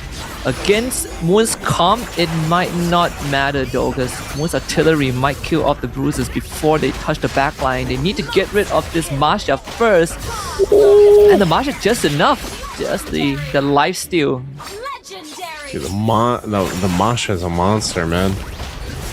You know, just because of the nature of Lungmat Pro's composition. Like, he switched into the 6 bruiser too right before that started, so that really does a lot. Wow, Sen ZT actually got 11 Mystic Mail synergy, so 11 activated synergy, so he gets the full benefit of. He does get the full benefit. Okay. Yeah, full benefit of the Mystic Mail synergy. Let's see, and he does have the Glittering Jewels too. So 13 free-shot refreshes. I think he already dumped all of it. Yeah, he doesn't have any more free-shot refreshes. And he hit level 9 pretty early because of his second Gogo card, Jump the Gun. This could be the beginning of Sen ZT, just coming back with a strong board just because he has level 9 early. The Mystic Meow, yeah. We didn't get to see this at all yesterday, by the way. So this is the first time, if you watch semifinals and grand finals, that you see the Mystic Meow at synergy. Let's take a look at the Shadow QC. He's up against Moon, as we were just talking about him. And I don't know, man. Shadow QC looking dire here against this. Hayabusa. Benedetta doing work there. Yep, the Hayabusa. No even items. That Cyclops there. No items. Oh, man. Shadow QC taking a shot. Still has the shield, but he's got one more round at him. Moon, very, very strong with this synergy. And Shadow QC just has to pray that he gets one more round in this, because he's guaranteed a spot on the podium. Long as we get one more round, we go into game 5. That's all he has to pray for, which is the silver lining. Even for Sinta, he's starting to roll down, gets the 4 defender synergy alongside his 6 bruisers, and his Iori is basically maxed out in items too. So that is good news for him. Gron starting to lose a couple of rounds. The Heartbound Blessing for Shadow QC could have come at a better time. 6 Heartbounds, 3 Face Warpers. 6 Heartbound. Yeah. 6 Heartbound. And so now that he's got the Hayabusa plus the Lancelot's pretty decked out. Karina Blades, Win a Crown, Sea Halbert. He's up against Sen ZT. Let's see, this is the Mystic Meow synergy we were just talking about. So he's going to be facing off against this with Shadow. Can he actually win this? Yeah, his Lancelot is doing a ton of work here. Thorn Rose, a Phantom Execution to come through, and it looks like that pivot might have just been enough. Shadow QC will make it happen even with that Shadow kill. Sen ZT takes the hit. So, man, that was a little dicey there. That was slightly unfortunate because the biggest difference maker was just the dual blades from the Karina. Had he not had that item, I think he probably would have lost that round. But he has the cheat code, right? The equivalent of a Sky Piercer. So he just decimated the front line. He stacked up. Yeah, with 1 Thorn Rose, he killed off like 3 heroes in a go. But Sen ZT gets another hero, gets a hero capacity, so puts him at 10 hero, which is great for Mystic Mail. Maybe that is gonna help bring him back. Though he does need, some good items to work with, and maybe like 2-star some of the important pieces. If he can get the Lancelot 2-star and somehow Shadow QC or Moon does not, then we're gonna be talking. Then maybe he has a better chance. Yeah, Itagaki got the 2-star Yori, so he's got that with the Yuzhong. Shadow QC did 2-star his Edith, and he picked up, I think, the item. He went with the Antique Caress in the carousel, so I know he picked that up. Now let's see. He survived last round. He's gonna go ahead and survive this one. Itagaki is going to be up against Sinta. Shadow QC is going to be up against Gideon. Let's see who ends up clearing it out. Looks like Sinta might win this unless they can deal with the Origami. Yep, and he does have the Exorcist Power Crystal and the Kagura Shield, so you need to deal with Iori twice. But crowd control is his biggest enemy, and a bit of a head scratch there from Itagaki. Doesn't have a way to mitigate that unless you have like a Purify, which you can only get at the start of the game. Yeah. Shadow QC knocked out, by the way, so he's going to be sitting at 18 points. So he gets one. He's eligible for the next round if it doesn't end here, because Lungmat Pro sitting in a somewhat risky position now at this point. Itagaki also in the mid. So both of the top players right now, potentially in the next round or two, could get knocked out. So this is a great swing over for the players that needed to get these points locked in. We'll see what Lungmat Pro is going to do. Again, the Bruiser, Weapon Master combo. Relying on that Yu Zhong. Shadow QC just needs to pray. Pray hard. Though, the magic damage from Gideon is too much, and Lungmat Pro absolutely destroyed the. Yeah, he got deleted, man. PNK paid off. 6 Stargazers. So basically infinite mana. You can cast your spells. Your spells basically have almost 0 cooldown there. It is going to be a problem because it's one of those synergies that is hard to get right, but once you get all the right pieces, it's almost impossible to stop because they just melt your entire board. All right, creep around here. See what Gideon can do. I like this. I like seeing the Stargazers work, man. I like seeing it come up because it's just not too often you see like the magic build lineups work, or the Stargazer builds even. We'll see what items are picked up after this orange creep round. Even looking at Itagaki, you know, potentially the one who's eligible to win this, I don't think he fully has built out what he wants to. I mean, right now he's currently playing into the Origami. Yeah. He's got good economy though, so he's actually going to go ahead and spend it on the rolls here, see what he picks up. See what he changes. He's going to get 2-star Yuzhong. Oh no, he's at least got that. So he's trying to go for, I guess, the 3-star. Man, ideally Hayabusa doesn't work as well. Like I think now his biggest enemy is his next biggest enemy is probably Gideon. I think Gideon just melts his front line. That Iori doesn't really matter even with the shield, and the creep round actually offered him damage item for both. So he doesn't really have a defensive way. He just has to power through the opponents before they ramp up. Well, he's up against Moon. Good kick. Yeah, good kicks. He's got the Kagura shield, so you might actually be able to clear this. Again, relying on the Exorcist that he got earlier on. So yeah, he does it, wins the round against Moon. Gran takes a hit up against Gideon. So this is all very, very close, Husky. I mean, across the board here, some of these shifts are just happening based on some of the items they're getting. Again, the luck of the refresh, right? The shop. Because of what everyone is really trying to get. I mean, even if you look at Sen, Moon alone, Sen, he doesn't have much gold left, but it looks like he's trying to get that 3-star Busa. Itagaki, back to him, he's hunting too.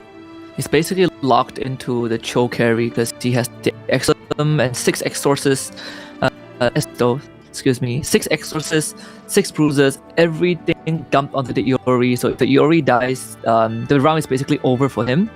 But on the other hand, for Gideon, if he wins, he'll be eligible as well. He needs exactly 8 points, and he's in a pretty good. Here we go. Oh, here we go. Gideon and Itagaki. Is that Yorigami going to be enough, man? Even with the Exorcist, he already has that shield. That's quite a bit, but the Valentina and the Farce are just doing so much. You can see him react there on the camera. Itagaki. Gonna have to go ahead and bow out of game 4. It's too much. The spell slingers, they're just way too much to deal with. There really isn't an answer to that, right? The only viable way is that you blow them up first before they blow you up. It's, you know, the classic is your textbook definition of a brawl server. You know, with Yeah. no defensive item. Like Just you all win, action. you win by killing them first, and yeah, Gideon actually might have a very good chance. I don't see anyone right now on the board can remaining in the contest. lobby. Mm-mm. Yeah, like because Cinta is going for 6 bruisers, and we know it's ineffective. 6 defenders means that you have good defense in the front line, but Gideon doesn't care about your front line. He hits your back line anyways, and Moon is just a slightly weaker version of Gideon's board. So I think Gideon's got this. Yeah, that'll put him right at 8, like you said, right at 18. So we'll see what ends up happening here. We're going to take a look at Moon. He's up against Gron. Gron has done the standard meta lineup that we talked about. You know, having that Mia there. It's gotten him definitely to the top 4. That's usually a guaranteed with this kind of start, this kind of early. But now you got the Cyclops, the Farsa, the Rafaela working alongside of this, and that's enough to go ahead and get that locked in. So Moon gonna be fine, taking out Gron here. 1 minute. Gideon lost to Oh, Cinta. Gideon did lose, yeah. Oh, all right. That was unexpected. I honestly thought that Gideon would win that. So this 6 bruiser from Cinta, it gets another bruiser power crystal. Senta gets another one, yeah. So He's gonna do some switching around here. I mean, I have a feeling it could be the edict that they have, that Cinta has, that allows him to, go toe to toe with Gideon. But as for Gideon's end, does get the 3-star barrage and able to get the Phobius in at the end too. So a stronger front line. It just needs to hope for the barrage to absorb the early damage from like the Iori of Cinta if he faces off against the mirror, and then he'll have a good chance and able to switch to a Dauntless Blessing too. So the extra shield when the round starts could make the difference. oh, he's up against Moon's mirror. So heavy magic damage, but he might actually be able to go ahead and withstand this because of that 3-star Barrett's that you mentioned. The Ruby doing work, but not enough to get through that front line, and there you go. That'll be fine. Gideon staying alive. Moon's mirror will just take that damage, but meanwhile, Moon knocked out anyway. 7-game win streak. Cinta. We'll see if this Barrett's play is enough to deal with what Cinta's built up, man. Again, Yep. the Yorigami, the 6 out of 6 bruiser with the Exorcist just seems to be a problem. And I'm not sure. He might be able to actually even get, the 3-star Yu Zhong, if he's able to. If he hits that, it would be lights out. But let's see if Gideon gets through this round, he has a creep round as a buffer. Either way, one of these 2 players will get to the 18-point threshold. I think for Gideon, obviously this favors Cinta anyways because he has enough health for 2 rounds. But for Gideon, it really comes up to the Rafaela. Oh, let's see. See if Gideon has enough to pull it off. There's a lot of heavy shields though too from Cinta, and it might just be too much, man. Yeah, the barrage onto the Cinta Rafaela. and Gideon. Ooh, Winter, can Gideon pull it off with the Barretts? he He's might getting have kicked it. around. I think the Barretts, man, the 3-star Barretts was so value. He gets around, then we go into a creep round. So that is crazy. That's crazy for Gideon. This is our first time that we're getting to, I believe, right? Yep, The Lord Minion creep round here in 4 games. In 4 games, yeah. And I think if you are Cinta, you are hunting for the Yuzong. Yeah, that's why he puts in the Leona in this round so he can get some extra econ, 3 scavengers, and he has 22 gold right now. So by the next round, he's gonna full send it and go for the Yuzong tree, and that is his key to winning the game. Man, the Indonesian players, man, I'll tell you what, this is let's see what they end up getting here, but this is so massive for Gideon. If he can get the first place finish, he'll be at the 18-point mark. So this, here we go. if you're rooting for someone to get there, it's got to happen for Gideon, because either way, Cinta's already going to be at the threshold. So he has so much gold. He needs one more. Just one he needs more. one more. It's coming home. Yep, Come on. he's going for it. Ah, there it is. Yep. That might just be enough, actually. Does Cinta have enough? Yeah, Cinta's got the 3-star. And the Bruiser Blessing activated. Oh man, meanwhile, what is Gideon hunting for? Gideon is also He's out of steam. changing things up a bit. Yeah, he's out of steam. Let's see if it's going to be enough. We're looking over here at Cinta. Yori's going right to that back line to go ahead and kick. Gideon just trying to hold on. Come on, Barrett's Barrett's going to be worked on through. Is it going to be enough? Oh no! Yeah, no. it's done.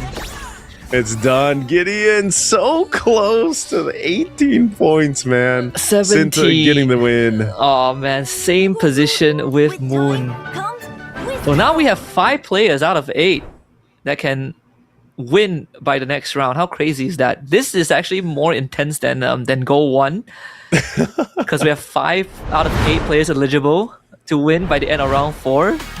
I have a feeling we probably might close it out next round unless, you know, something crazy. Yeah, the remaining 3 pull out something, you know, from the hat. Because I think the silver lining for the remaining 3, well, the other 2 that is not Gideon is that if Gideon won that round, it would be 6 out of 8, right? Like if you really want to look for a silver lining. Gosh, Gideon was so close, man. That was, you know, because you could see it. Like, he had the idea. I mean, the Barretts.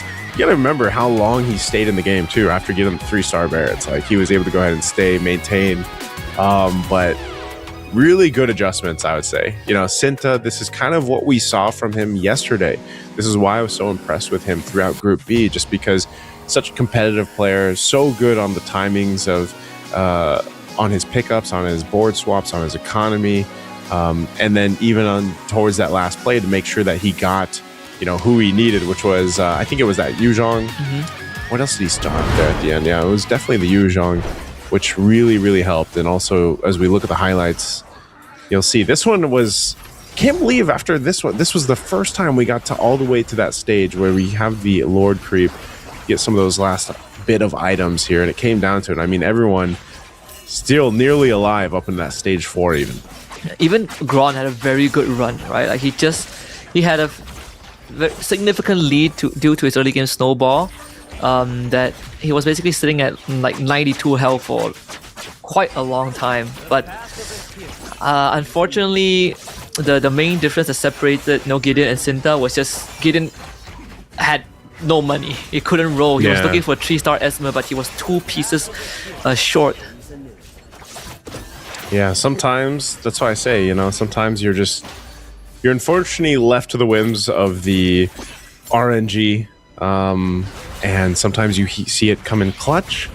Sometimes you see it work against what the game plan is here for players. I personally felt like, you know, one of the threats to Gideon prior to the 3-star Yuzhong was the fact that the Iori got to just walk on up to the Rafaela and kick her and just proc the Winter Crown. I thought that maybe Gideon would, you know, rearrange the positioning of that backline a little bit, but he didn't, right? So there's the Yuzhong that your Barras cannot remove, so the Barras gets preoccupied with the Yuzhong. The Iori just strolls up to your core and, you know, 2-shots her. It is pretty tough before 3-star Yuzhong, so that's why after the Yuzhong became 3-star, we sort of knew that it was over. Still pretty good fight from both players. Yeah, that's what I was saying, you know, that the hunt for that Yuzhong was going to be major. I'm still surprised that also today we haven't seen, it hasn't, I don't think it's gotten close yet to getting that 3-star Benedetta or the 3-star Lancelot yet. Also, surprisingly, we haven't seen the Toy Mischief build with the Ling, but that could all potentially happen in the next game. We're going to look at this match overview here on how things fell into place through this one.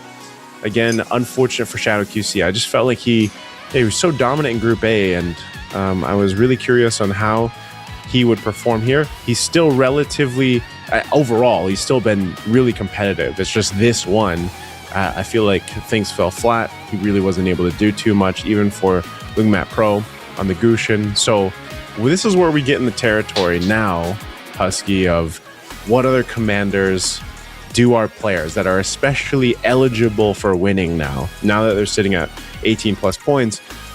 Is this where they pick their best commanders? Is this where they pick the most solid game plan that they have practiced countless times to get the championship here. I think if you made it to this point of the finals and you haven't reviewed your ace yet, you are one, pretty good at the game, and two, you're kind of lucky as well. I think the PNK would keep getting picked up from this point onwards. Right? We saw it from game 3. I think the first PNK, the Gusion, came out in game 4. So I wouldn't be surprised that whoever hasn't picked up Ruby or Minotaur yet will most likely go for those two. The Fanny as well is going to be highly contested, but I think the PNK will remain a constant because it has gotten, I think, 2 top 3 finishes back to back. Yeah, we're taking a look at the standings right now. Once again, if you guys are just joining us, you got 5 players at the 18-point threshold and above. So what that means, the highlighted names there, if they win, if they get first place in this next game, they will be the champion.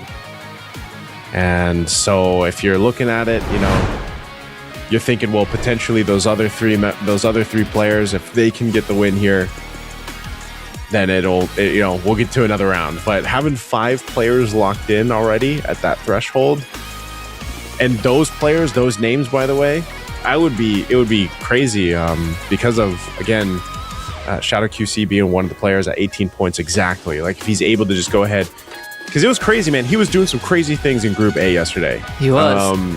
And so that's why I'm really curious once we get to the selections here of commanders on what they decide to do, because there's a potential for it to be a really big showdown in this next game, the game 5. Yeah, I think like there was an interview I believe we did last year. Was it?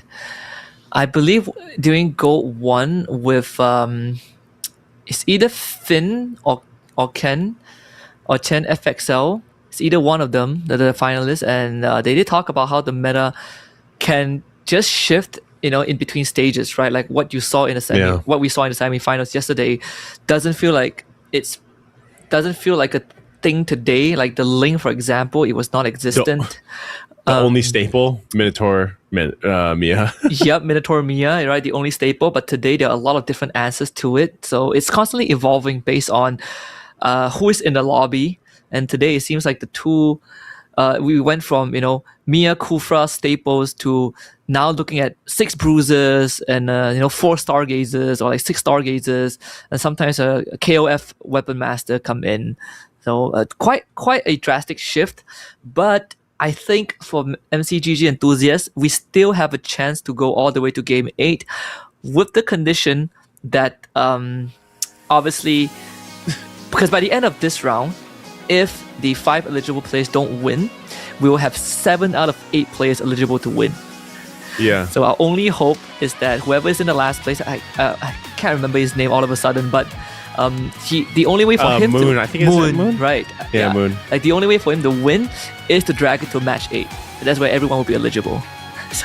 So yeah, it's a tall task, but we've been there once. Could happen. We should be jumping in the draft shortly here. Yep, there it is. So let's see what commanders are brought out for game 5. Again, you guys can see here everybody that's locked in for 18 points and above. Gideon was so close, man. Now he's 1 point short, so he's got to be one of the ones there. PNK is actually going to be picked up by Shadow QC. Mm-hmm. Okay. So Popo and Koopa there. Mia for Itagaki. So it sends ZT. That's the one with only 8 points. Yeah, he's the one that really needs to pray for game 8. He's gonna go for Kagura here. Yeah. There's the Yuzong for Gron. So one of the few commanders that you're looking to just get a massive power spike and try to use that to push yourself to first place. The 1-1 out for Moon 2. The Nana for Gideon. So there's a chance that Gideon is looking for a lose streak strat. Not that it matters too much to him because he is at 17 anyway, so last place still guarantees him a chance to win as long as everyone else doesn't. But this 1-1 for Moon, it's pretty interesting that he pulls out the 1-1 here, because I felt like you could have kept him for the next round since you are going to get 18 regardless. Yeah, and also Sinta went with the Amon. That's what we saw a decent amount, in the previous seasons, of Rising Stars, and Sinta, again, one of the players to really watch out for from Indonesia. He's just been able to do so well so far. But there's a lot here, man. There's a lot, with these commanders alone that we could see happen. And with the 5 players that are eligible here, I think the commanders are based off what we see in the initial early phase of the game will tell us kind of where things might fall into place for our championship if it happens. But maybe we do. Maybe we get all the way to 8 rounds. We'll see what happens here. We're jumping into Game 5 of the Grand Finals here. Once again, it's Rising Stars Season 5 for Magic Chess Go-Go. And we will jump in, catch up. We'll see what Go-Go cards are locked in. Mostly, we've been seeing a whole lot of, whatever the commander is, that's the kind of the Go-Go card they get for the first one. But also, now that a Yu Zhang is into play, something that me and Mo discussed, especially yesterday during the semifinals, was, having that potential to get obviously a better Go card, right? A better tier. So Gran does go with the Harley power. Yep. So yeah, he's looking to ramp up here. He already picks up a Hanabi.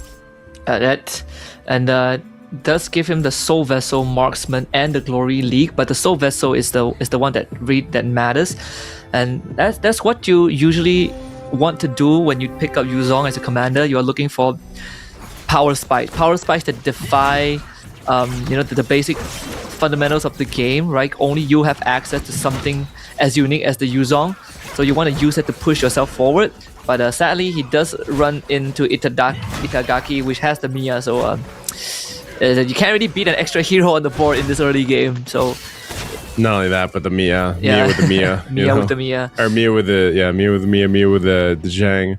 I don't know if he'll actually build that out though, because that's something I've been asking for since yesterday. Was the Soul Vessel synergy actually working past just the 1-star Zhang? I don't know if we'll see it though. But taking a look at Sinta, I think he's obviously still trying to figure out what his game plan is going to be just yet. Doesn't really have what he wants.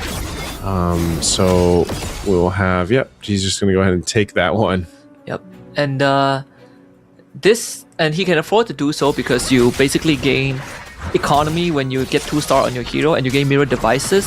So ideally you want to be able to hit 2 stars on heroes that you would keep for long periods of time, that really would follow you into the mid and late game, so you can make use of the economy. It would be a waste to have to sell those heroes and kind of scramble your board. So I think this lose streak is okay for Sinta, and it is something that we've seen throughout the whole grand finals, where he's just comfortable being at the bottom to gain an advantage in the carousel and then come back in that mid game. Yeah, I think Sinta, even from our semifinals up until now, he's been the player to play around the most, lose streaks or less health strategies that we've seen. Gideon right now too on the Nana, expect something similar from him, especially he's got the Neo base building up, but he's actually going to go ahead and win this round against Garan, as Garan is still looking to play into this Yu Zhang build that he's got. At least commander is Hanabi. Although it does quite a bit of damage, we'll be able to survive it through that. So Gron will take some himself. Plenty of economy being spread out here. We're going to jump into our first carousel, though, and this will tell us where our players plan to go. Sinta first pick. We'll grab the DHS. Lungmat Pro, grab the Glowing Wand. And you've got Gideon going for some defense. He'll pick up the Antique Cuirass and gets Oracle. Single control for Magron. Shadow QC also Brute Force, and then a Feather for Itagaki, which is going to be great considering what he's building. So good items, honestly, for most of what we've seen, at least for the initial plans from our players. Yep, and Sinta has an angle to go for Glory League too, because to activate the 2 Glory League synergy is pretty cheap. Alucard, I think not Alucard, the Phobius, the Beatrix, and he has the DHS, so he could easily equip that onto the Beatrix. And that could be the angle that gets him into that mid game in a good state. He also has the 3 Scavengers activated, and the Hand of Moons, the Marksman plus the Soul Vessel. A lot of damage, but not too much resistance. So you're again playing on borrowed time, looking to clear out the board as fast as possible before you run out of health bar. It's gonna be pretty close. It's Hanabi Mia against Hanabi Mia Esmeralda, I think the Hanabi wins. Yeah, even with the Heart Bond, Hanabi win that one. Coming back through, but Esmeralda not enough, so Gran will do some damage to Moon. Again, early things still here in this, for some of our players, really trying to get the groundwork done on the synergies. Pretty healthy across the board, though, right now, Itagaki. This is kind of what we expected, though, for him to have that kind of lead with the Mia. Also, he is just stacked up on attack speed items, and I think for most of our players fighting against Itagaki, that's going to be a little bit hard to deal with. So Sinta still looking to make his move with this Amon Commander. He's got a couple 2-stars now, though, with the Phoveus and the Alucard. Oh. And the Shadow QC copies the Phoveus. The Phoveus walked right into it. And the Leona is in the back line. This Mia should take care of her. DHS is being the big difference maker in chewing through the front line. And the Alucard is still alive. The Heart Bond taken care of. And this should be doable as this Alucard comes back up.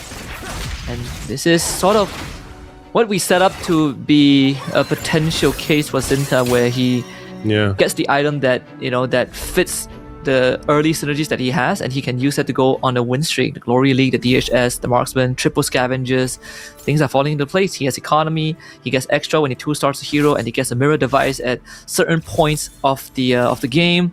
Which then gives him gold too. Yep, gives him gold as well. Yeah. What's his second? Then for his second card, he gets shop refreshes, right? Yep. So he's going to grab Glittering Jewels. We've got Map Pro going for equipment. Oracle over here for Gran. A lot of shop refreshes, at least for now. And a couple of those being held on to is probably the Rock Shield. Wow. Nomad Pro already prepping for the late game. It's going, went for the cyclical support. Every 9 rounds you get an item. Does have the Aulus on the board right now, and the round he's going for Toy Mischief, man. Yeah, the round he won was with the Aulus Weapon Master, the 3-shot Aulus. And now you guarantee yourself better chances to get the items that you want the longer the game goes on. So this could be the turning point where he stops, bleeding out too much HP. That would be the ideal scenario, because he is on that 4 lose streak due to the Diggy. Yeah.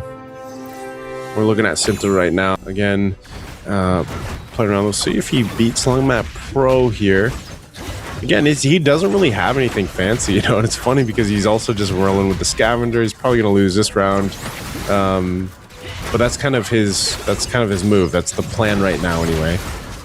We've seen this Aulus do crazy things. He's got great items. But the Beatrix and the Mia are actually going to be able to pull this through. Yep.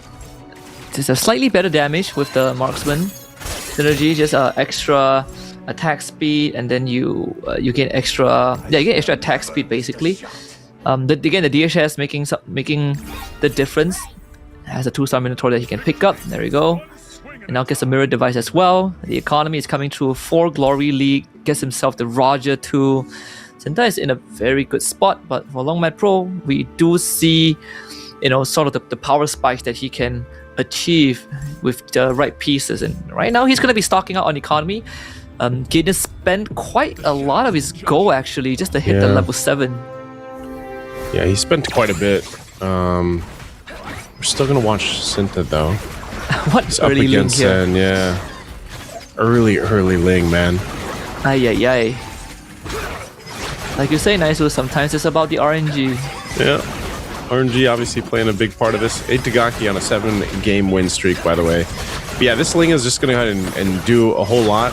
Can he actually get through this? The 2 stars, the Beatrix, even with the Tempest Blades. I mean, he's got a Haas Claws, but yeah, he's going to clear out that. Oh, wow. The Beatrix damage. Ignore it. This, it's 4 Glory League, so what's the numbers again? I think, if I'm not mistaken, 4 Glory League gives you like 2% hybrid attack every every 2%. second. Every second. With the shield as well. Mm-hmm. Yeah, the long game. No one's dangerously low, though, at this point. This might be one of those things, once again, where you just kind of see what the pivots are going to be. It doesn't seem like everyone's showing their full hand just yet, and expect Sen and Gideon to have, like I said, even a potential shield later on, as Gideon's sitting at that 48 HP here. For Lungmat Pro, he looking pretty good. I mean, his Esmeralda's healthy here. He's got to get through this 2-star Gatakacha with a Lilia in the back. Is unleashing, but Gideon's playing the Neo Beast, you know, so he's waiting to go ahead and open that chest, and this is usually what we see. You know, you take those losses, you build up your chest. He's probably going to get to 300 or close to it, and then pop it once he gets also, when we see what the next items are going to be here in this carousel. Yeah, Nana Neo Beast, a match made in heaven, Longmat Pro. No one is going for Toy Mischief, so he can basically get he basically has a very good chance of getting the Toy Mischief if he fully commits into it. Right now, it still feels like he is a bit undecided. He takes the Exorcist Power Crystal. I thought that he would maybe go for the Bruiser one, or you know, just some items, but this could indicate some sort of a pivot. The Exorcist Power Crystal is pretty specific in terms of the board you want to go for. The Yuzong is one of the examples, the Hayabusa as well. Maybe you could put like a one Exorcist with a Bruiser, in this case Yuzong, and then you get like a Link or the Benedetta, and then you put the emblem on him, or the Iori Yagami that we saw from one of the previous games.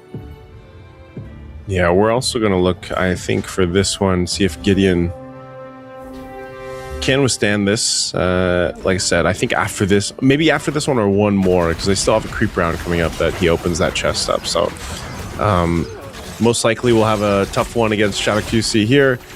I don't think he just has enough to deal with this, plus that Valentina now pretty stacked on items. A Holy Crystal on the floor in too, so easy win there for Shadow QC. Gideon will take the hit. Again, saving for economy, so expect the pivot here in the next round or two, or maybe 2 rounds after that creep. I have a feeling that he might have the Rock Shield because he's still holding on to his Go-Go card, his second one. Yeah. Most likely has the Rock Shield. So that's why he's willingly taking that loss. But every single time you go up against a board with Heartborn, you are just prepared to lose extra health because the Heartborn pieces stay on the board if you don't take both of them out. Got Defender. Need one more round, maybe 2 more rounds to get the 300 threshold. So might have to go very deep into it, but luckily after this round it would be a creep round, so he can definitely go 300. Yeah, that's what I was saying. I think 300 is the magic for the magic number for him anyway. It's up against Gron, so Gron still again, he really hasn't needed to do too much, even starting off with that early Hanabi. Should be able to clear this out.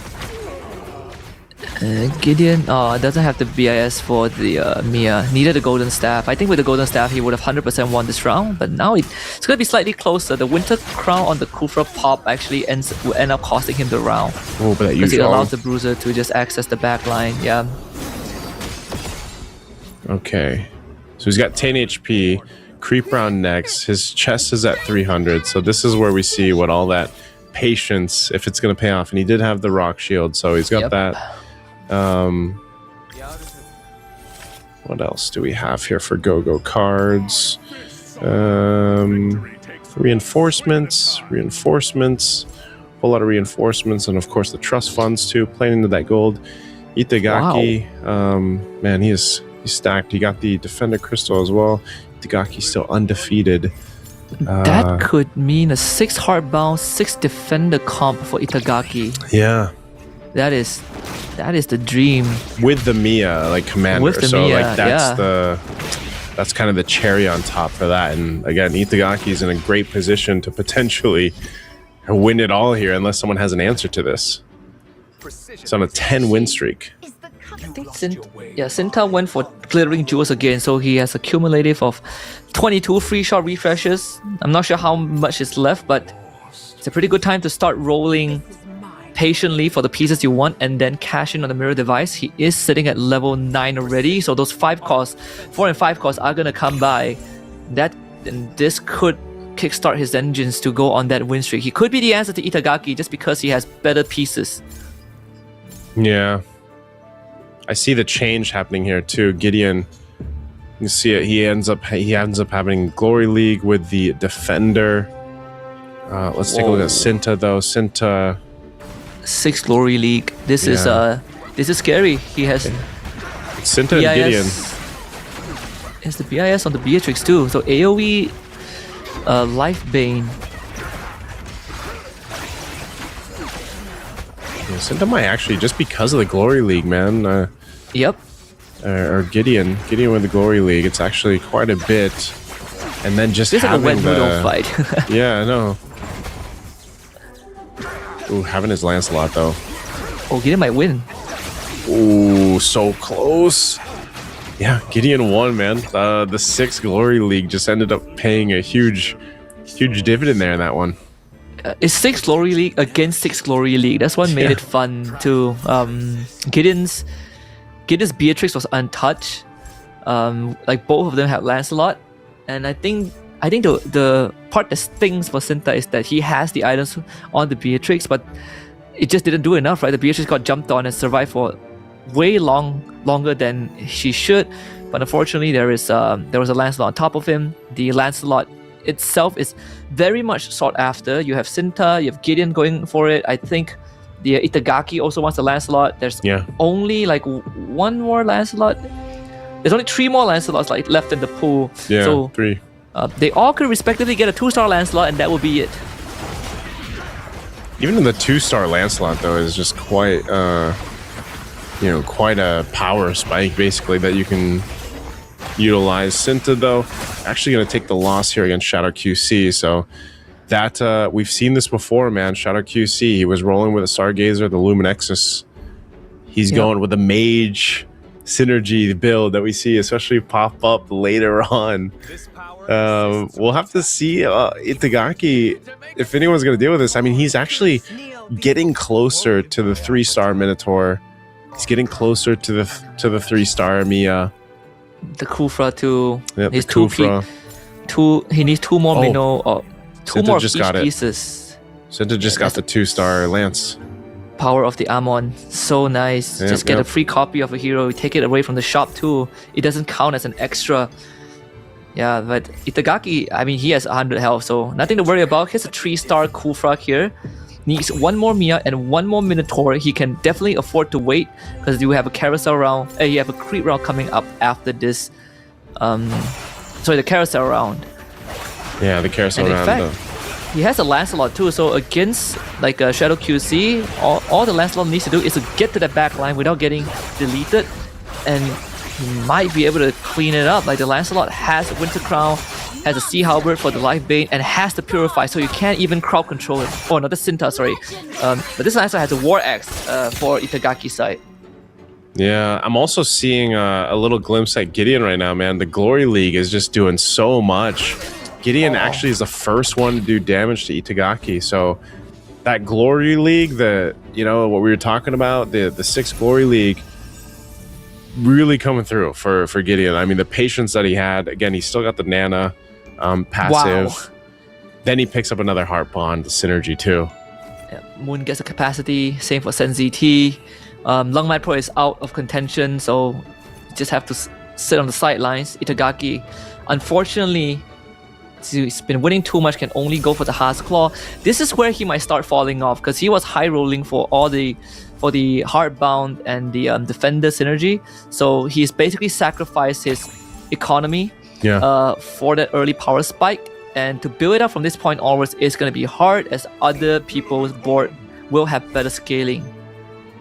This will be massive because, I mean, just the power that Gideon's lineup has had so far with the synergies. Again, he's off to a really good potential to win this based on what we've seen, because he was able to go ahead and take down Itagaki. That'll get us to another round here, but let's go ahead and see how Cinta plays this one out against Sen. Again, the Glory League seems to be the move here for a couple of the players right now too. Relying on the Roger, relying on the Lancelot.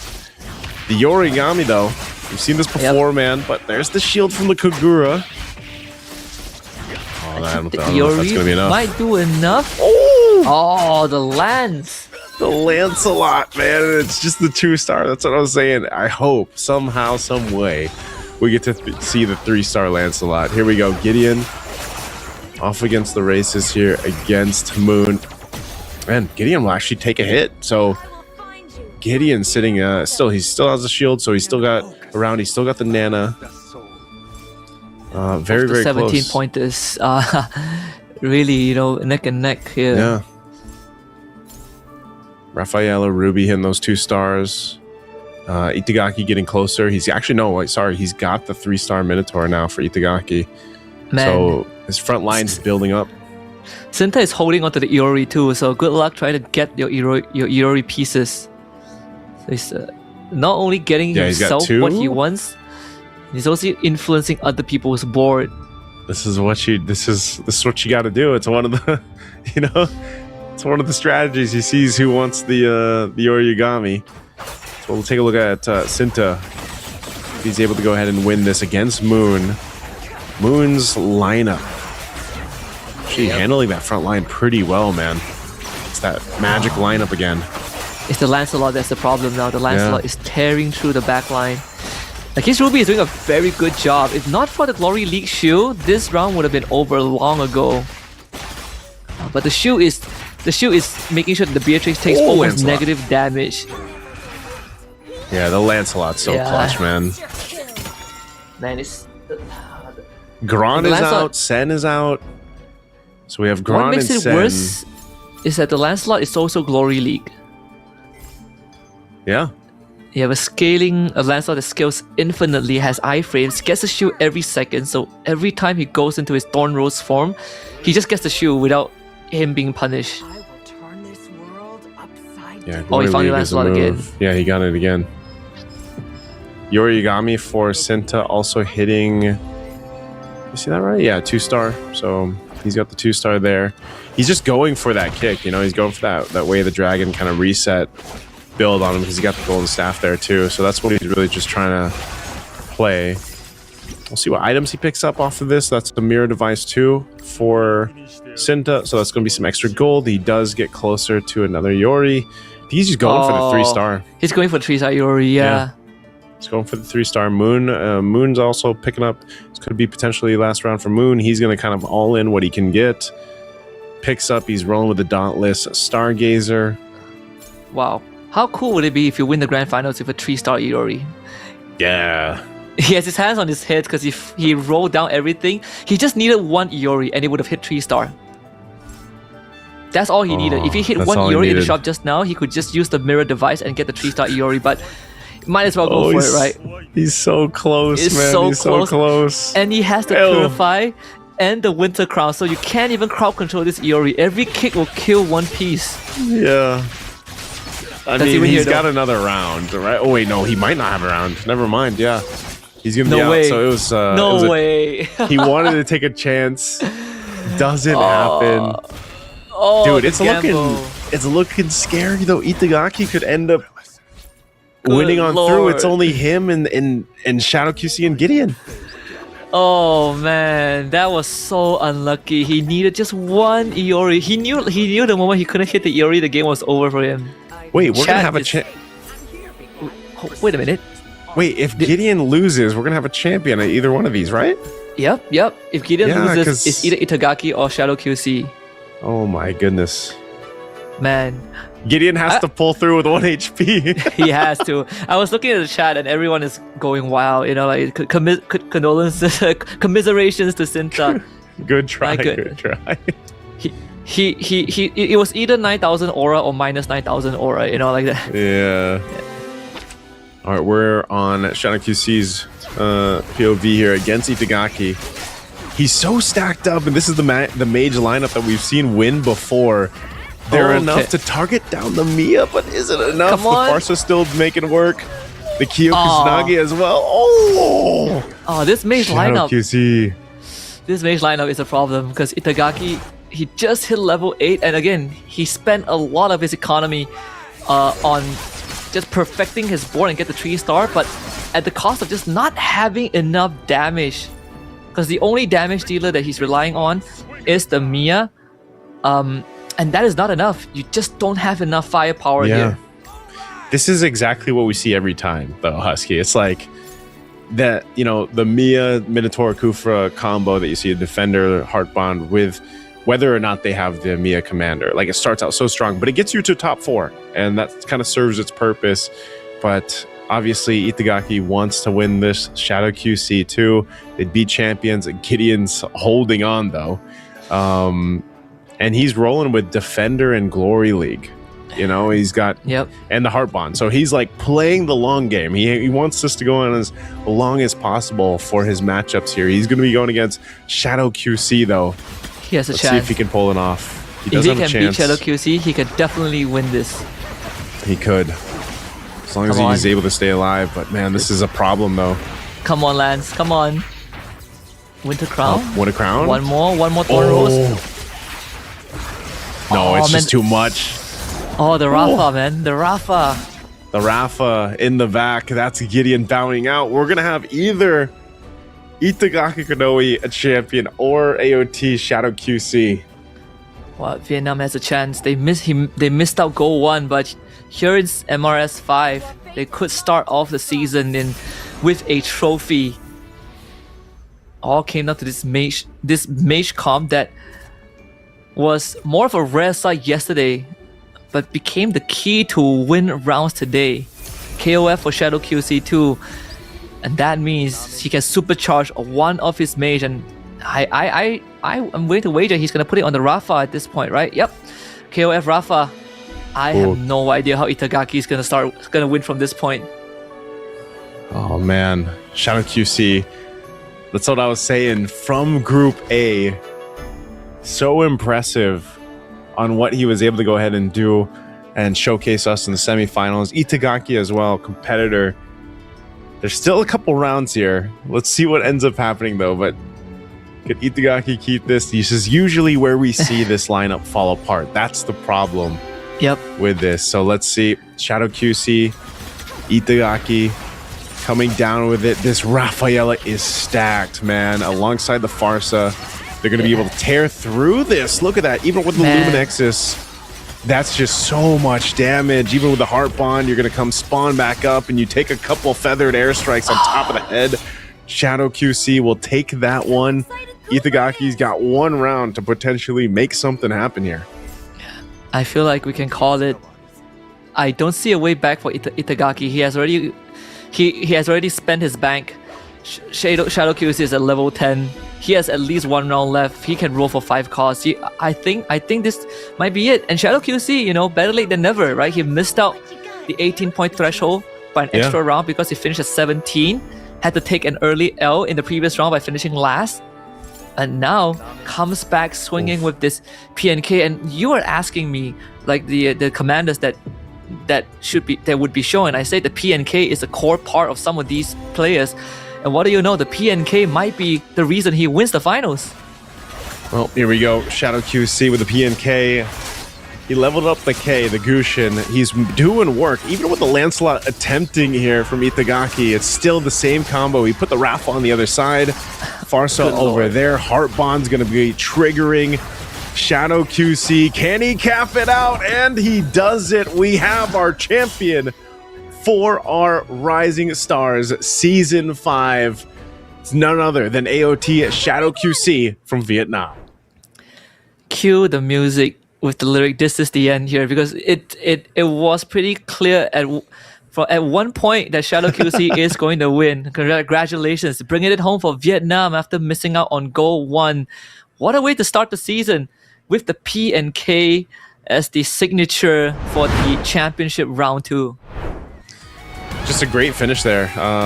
Gosh, I big shout outs to Mo too, by the way. I hope he gets to see this because he said the same thing. It was like when you watched him play in Group A in the semifinals, we were both like, man, we can't wait to watch Shadow QC play in the finals against the group of death survivors from Group B.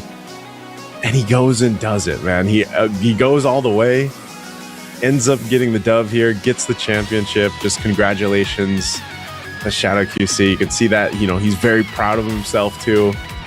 Phenomenal. Also, because I just want to say this is one of the more unique synergy compositions that we've seen from yesterday and today.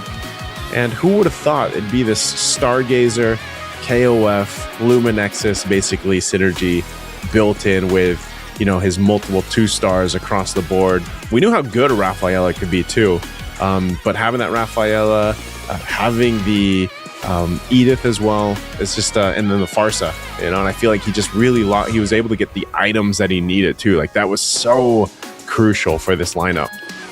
I personally think Mo is a seer because way before the tournament starts, he texted me and he was like, yo, KOF Luminexus is the thing. And guess what? KOF Luminexus won the finals, you know, with the PNK. And you did say that Shadow QC is the guy to watch out for, and he came out as a champion despite having a rough round 3 and 4. But this is the second time that Indonesia were so close to tasting the trophy, and then they missed out on it. Happened in Go 1, happened here as well. I think the person that is going to have a hard time sleeping for the next few nights is definitely Sinta, because man, gambling with that Amon with everything and just missing out one piece, sometimes it feels like destiny has something else to say about it.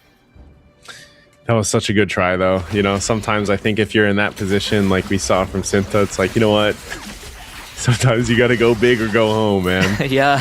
You know, and yeah, it was just, it was unfortunate because think how, I don't know, I guess we got to see it in the semifinals yesterday, like how clutch it is to see that 3-star, you know, that 3-star 5 gold cost come through, and like he was trying for it, he was getting close, but because yeah, if you get that, if you end up making that happen, like that's basically checkmate. Like there's not much you can do against the 3-star 5 cost heroes. And you know, if it was for the championship, why not? You know, why not go ahead and attempt for that? But yeah, I don't know. This was I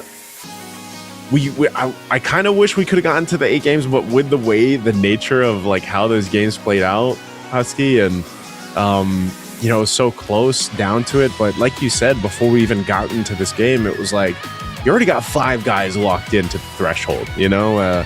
They're all playing out of their minds, by the way. Like even when we had at one point, Moon was only at 3. I think he was at like 3 points at one point, and then he ends up winning. Like everyone was highly competitive in this final, and you just couldn't necessarily pick one person who was going to end up winning this.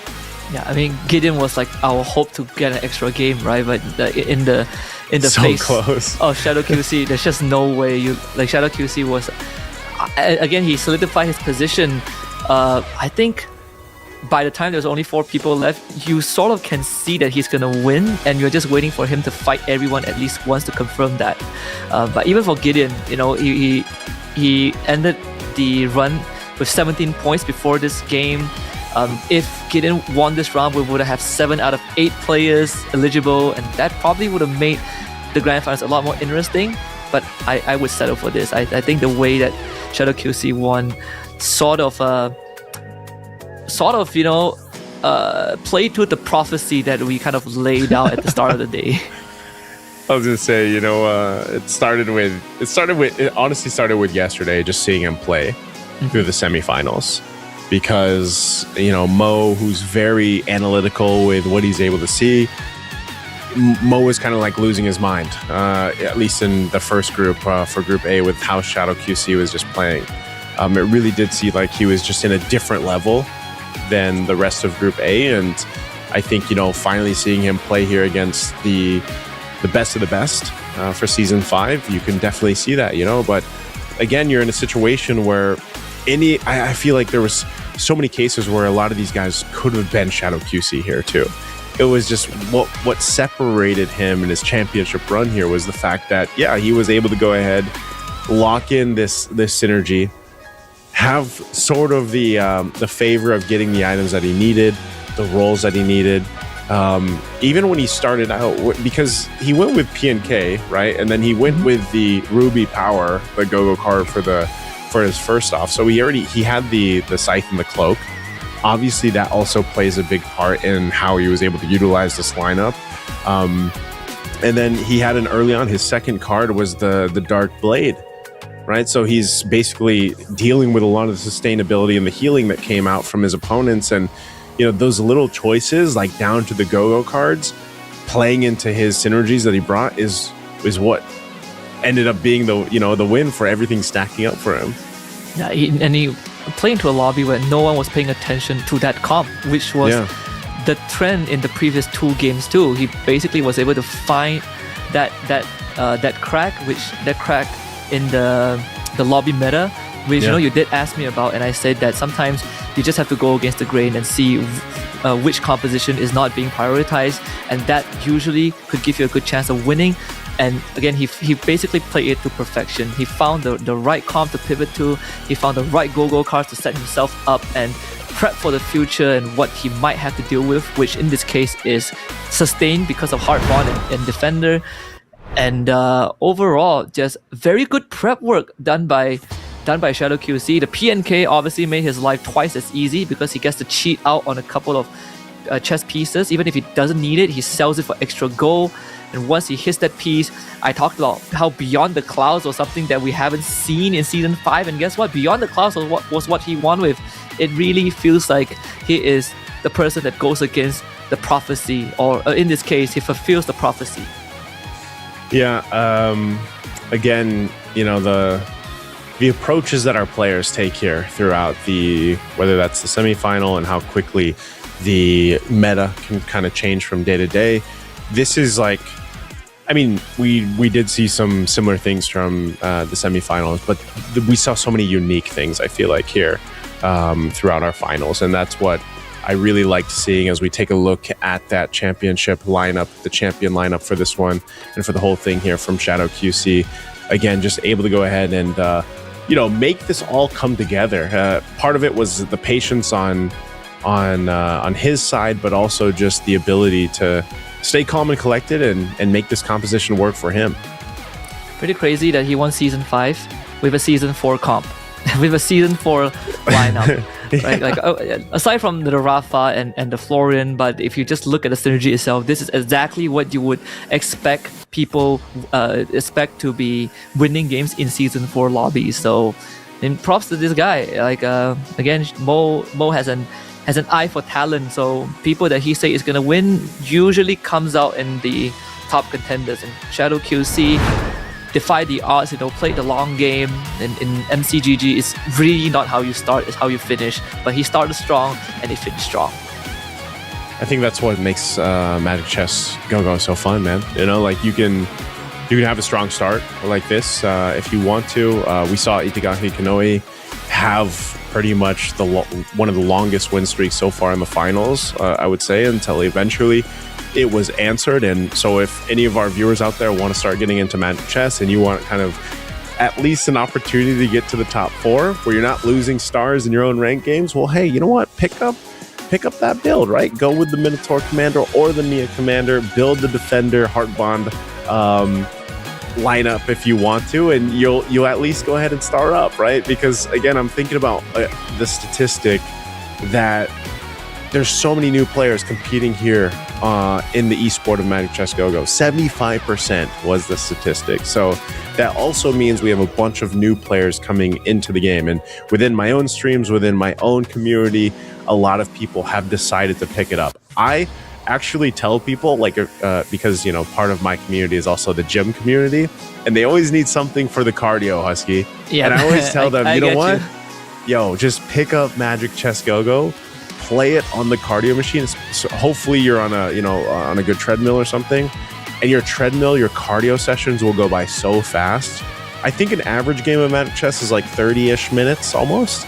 That's 30 minutes of cardio.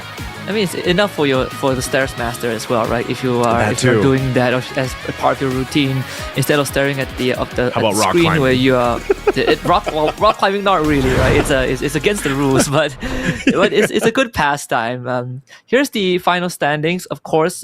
Just to clear up the confusion, even though Itagaki has the most points, the winner does go over the Shadow QT because he did win the most recent round. Yeah, so technically he's going to be bumped up there. And then because, again, placements still matter here for the prize pool. So if you guys had missed that at the beginning of the stream, that's what our players were competing for.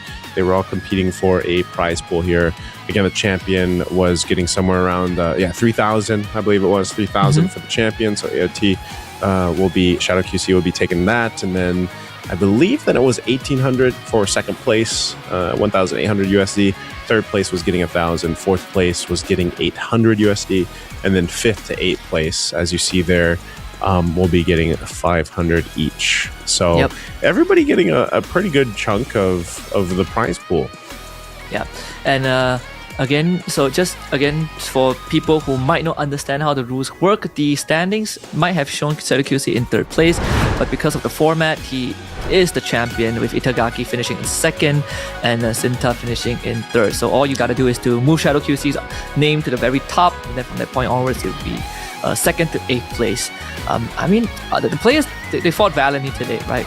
Only Sen ZT really had an incredibly tough time. Like, his best placement was, I think, fourth, fifth place.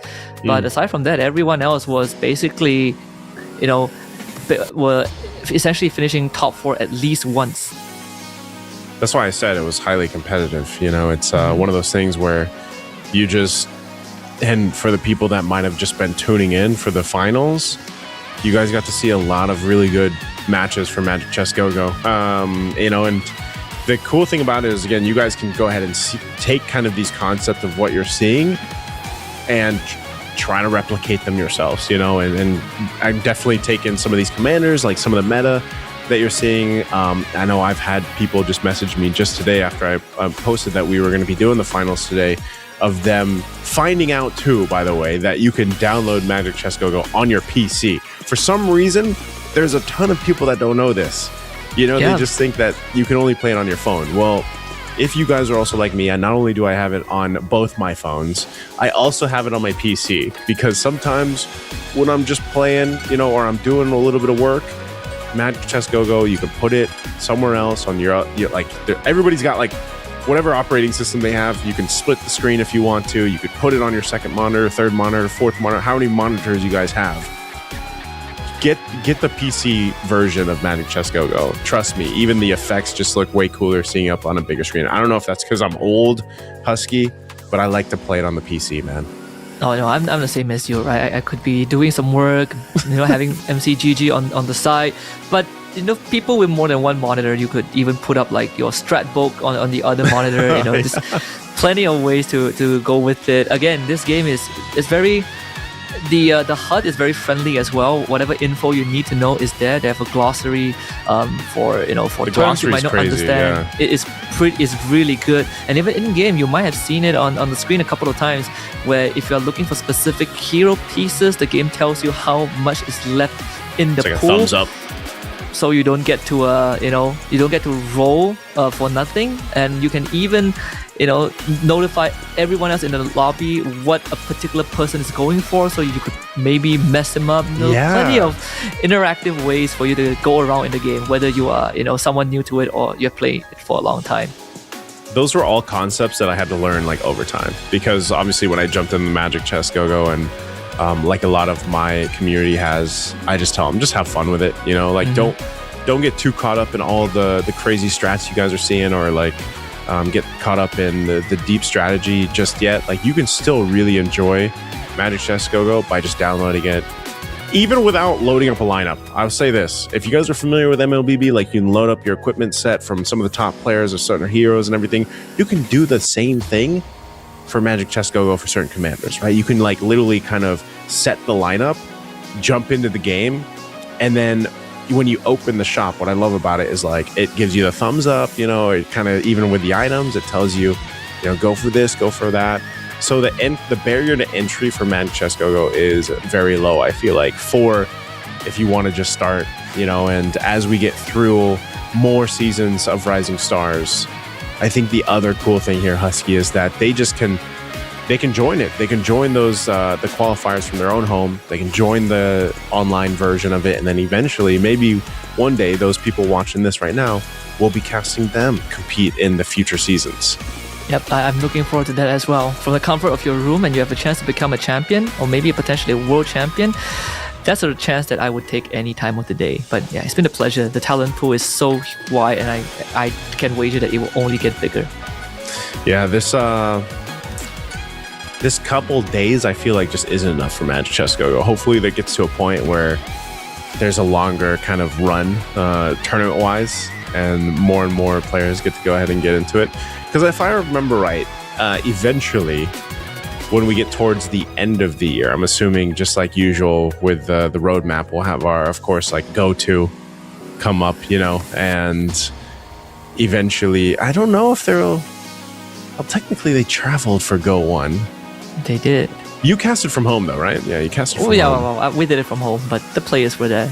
And the players were there. I didn't get to see it on ground. I'm gonna have to go back and look at some photos or anything of that because, we were there in Indonesia. So it's like I wonder what the plans for Go 2 are right now.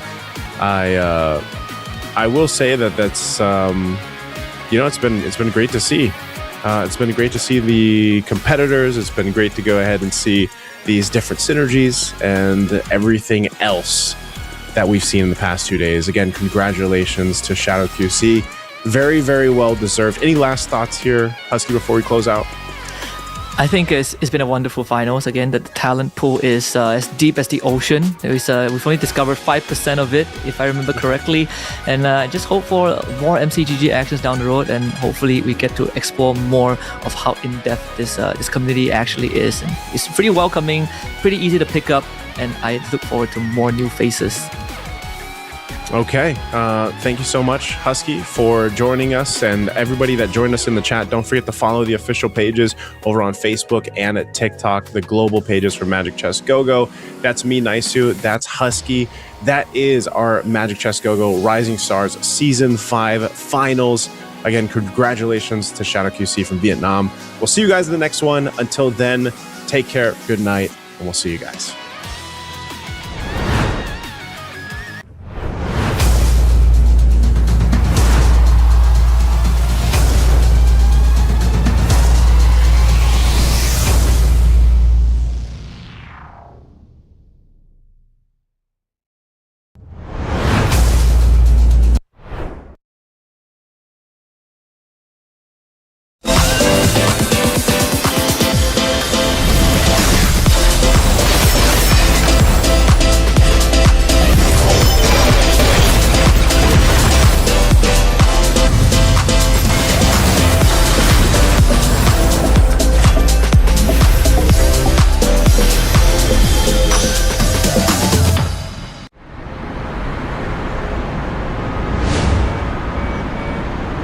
Man, I'm drained. Yeah, same here. Oh, have you heard the rumors about that group of masked vigilantes? Of course. The ones fighting evil and upholding justice every night. Some say their power gives off a bright flash, but no one knows who they are behind those masks. Ah, a light in the darkness. Sure sounds like justice. Well, I hope they're the real deal. Yeah, the nights would feel a lot safer.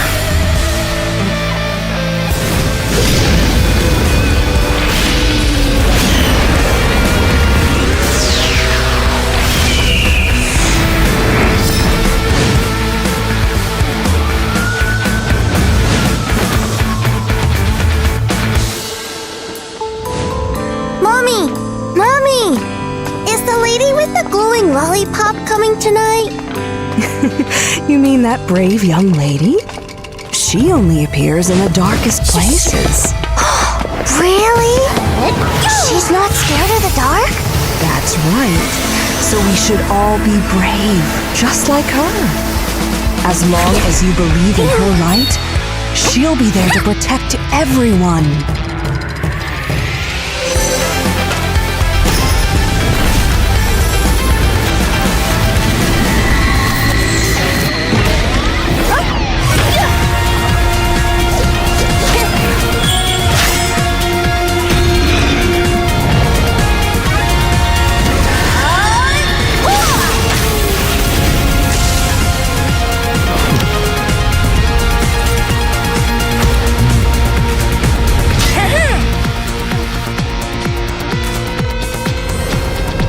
A new crisis is brewing.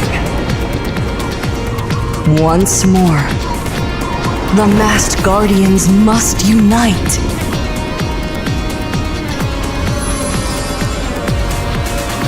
To defend the city.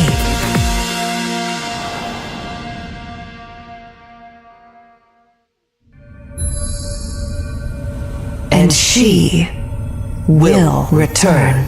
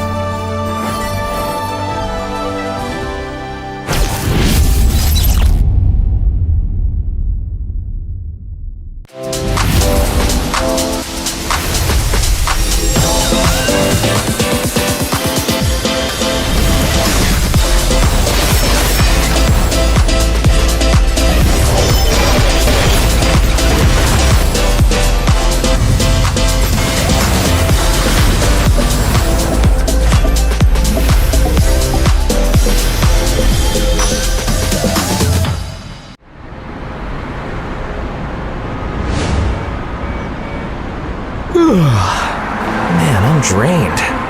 Yeah, same here. Oh, have you heard the rumors about that group of masked vigilantes? Of course, the ones fighting evil and upholding justice every night. Some say their power gives off a bright flash, but no one knows who they are behind those masks. Ah, a light in the darkness. Sure sounds like justice. Well, I hope they're the real deal. Yeah, the nights would feel a lot safer.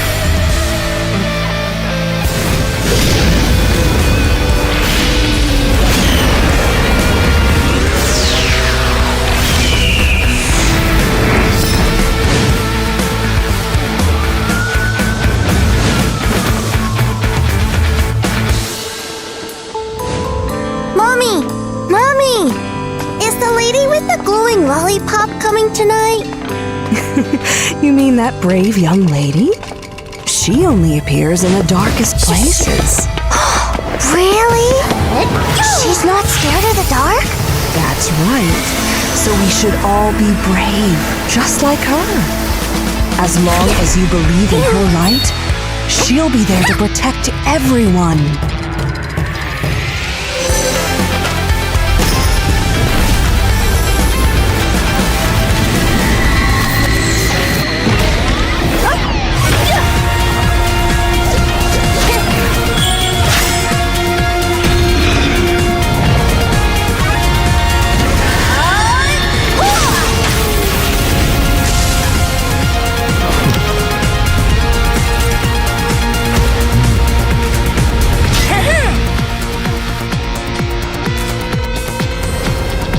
A new crisis is brewing.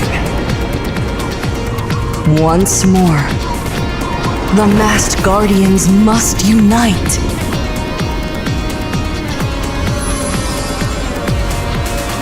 To defend the city.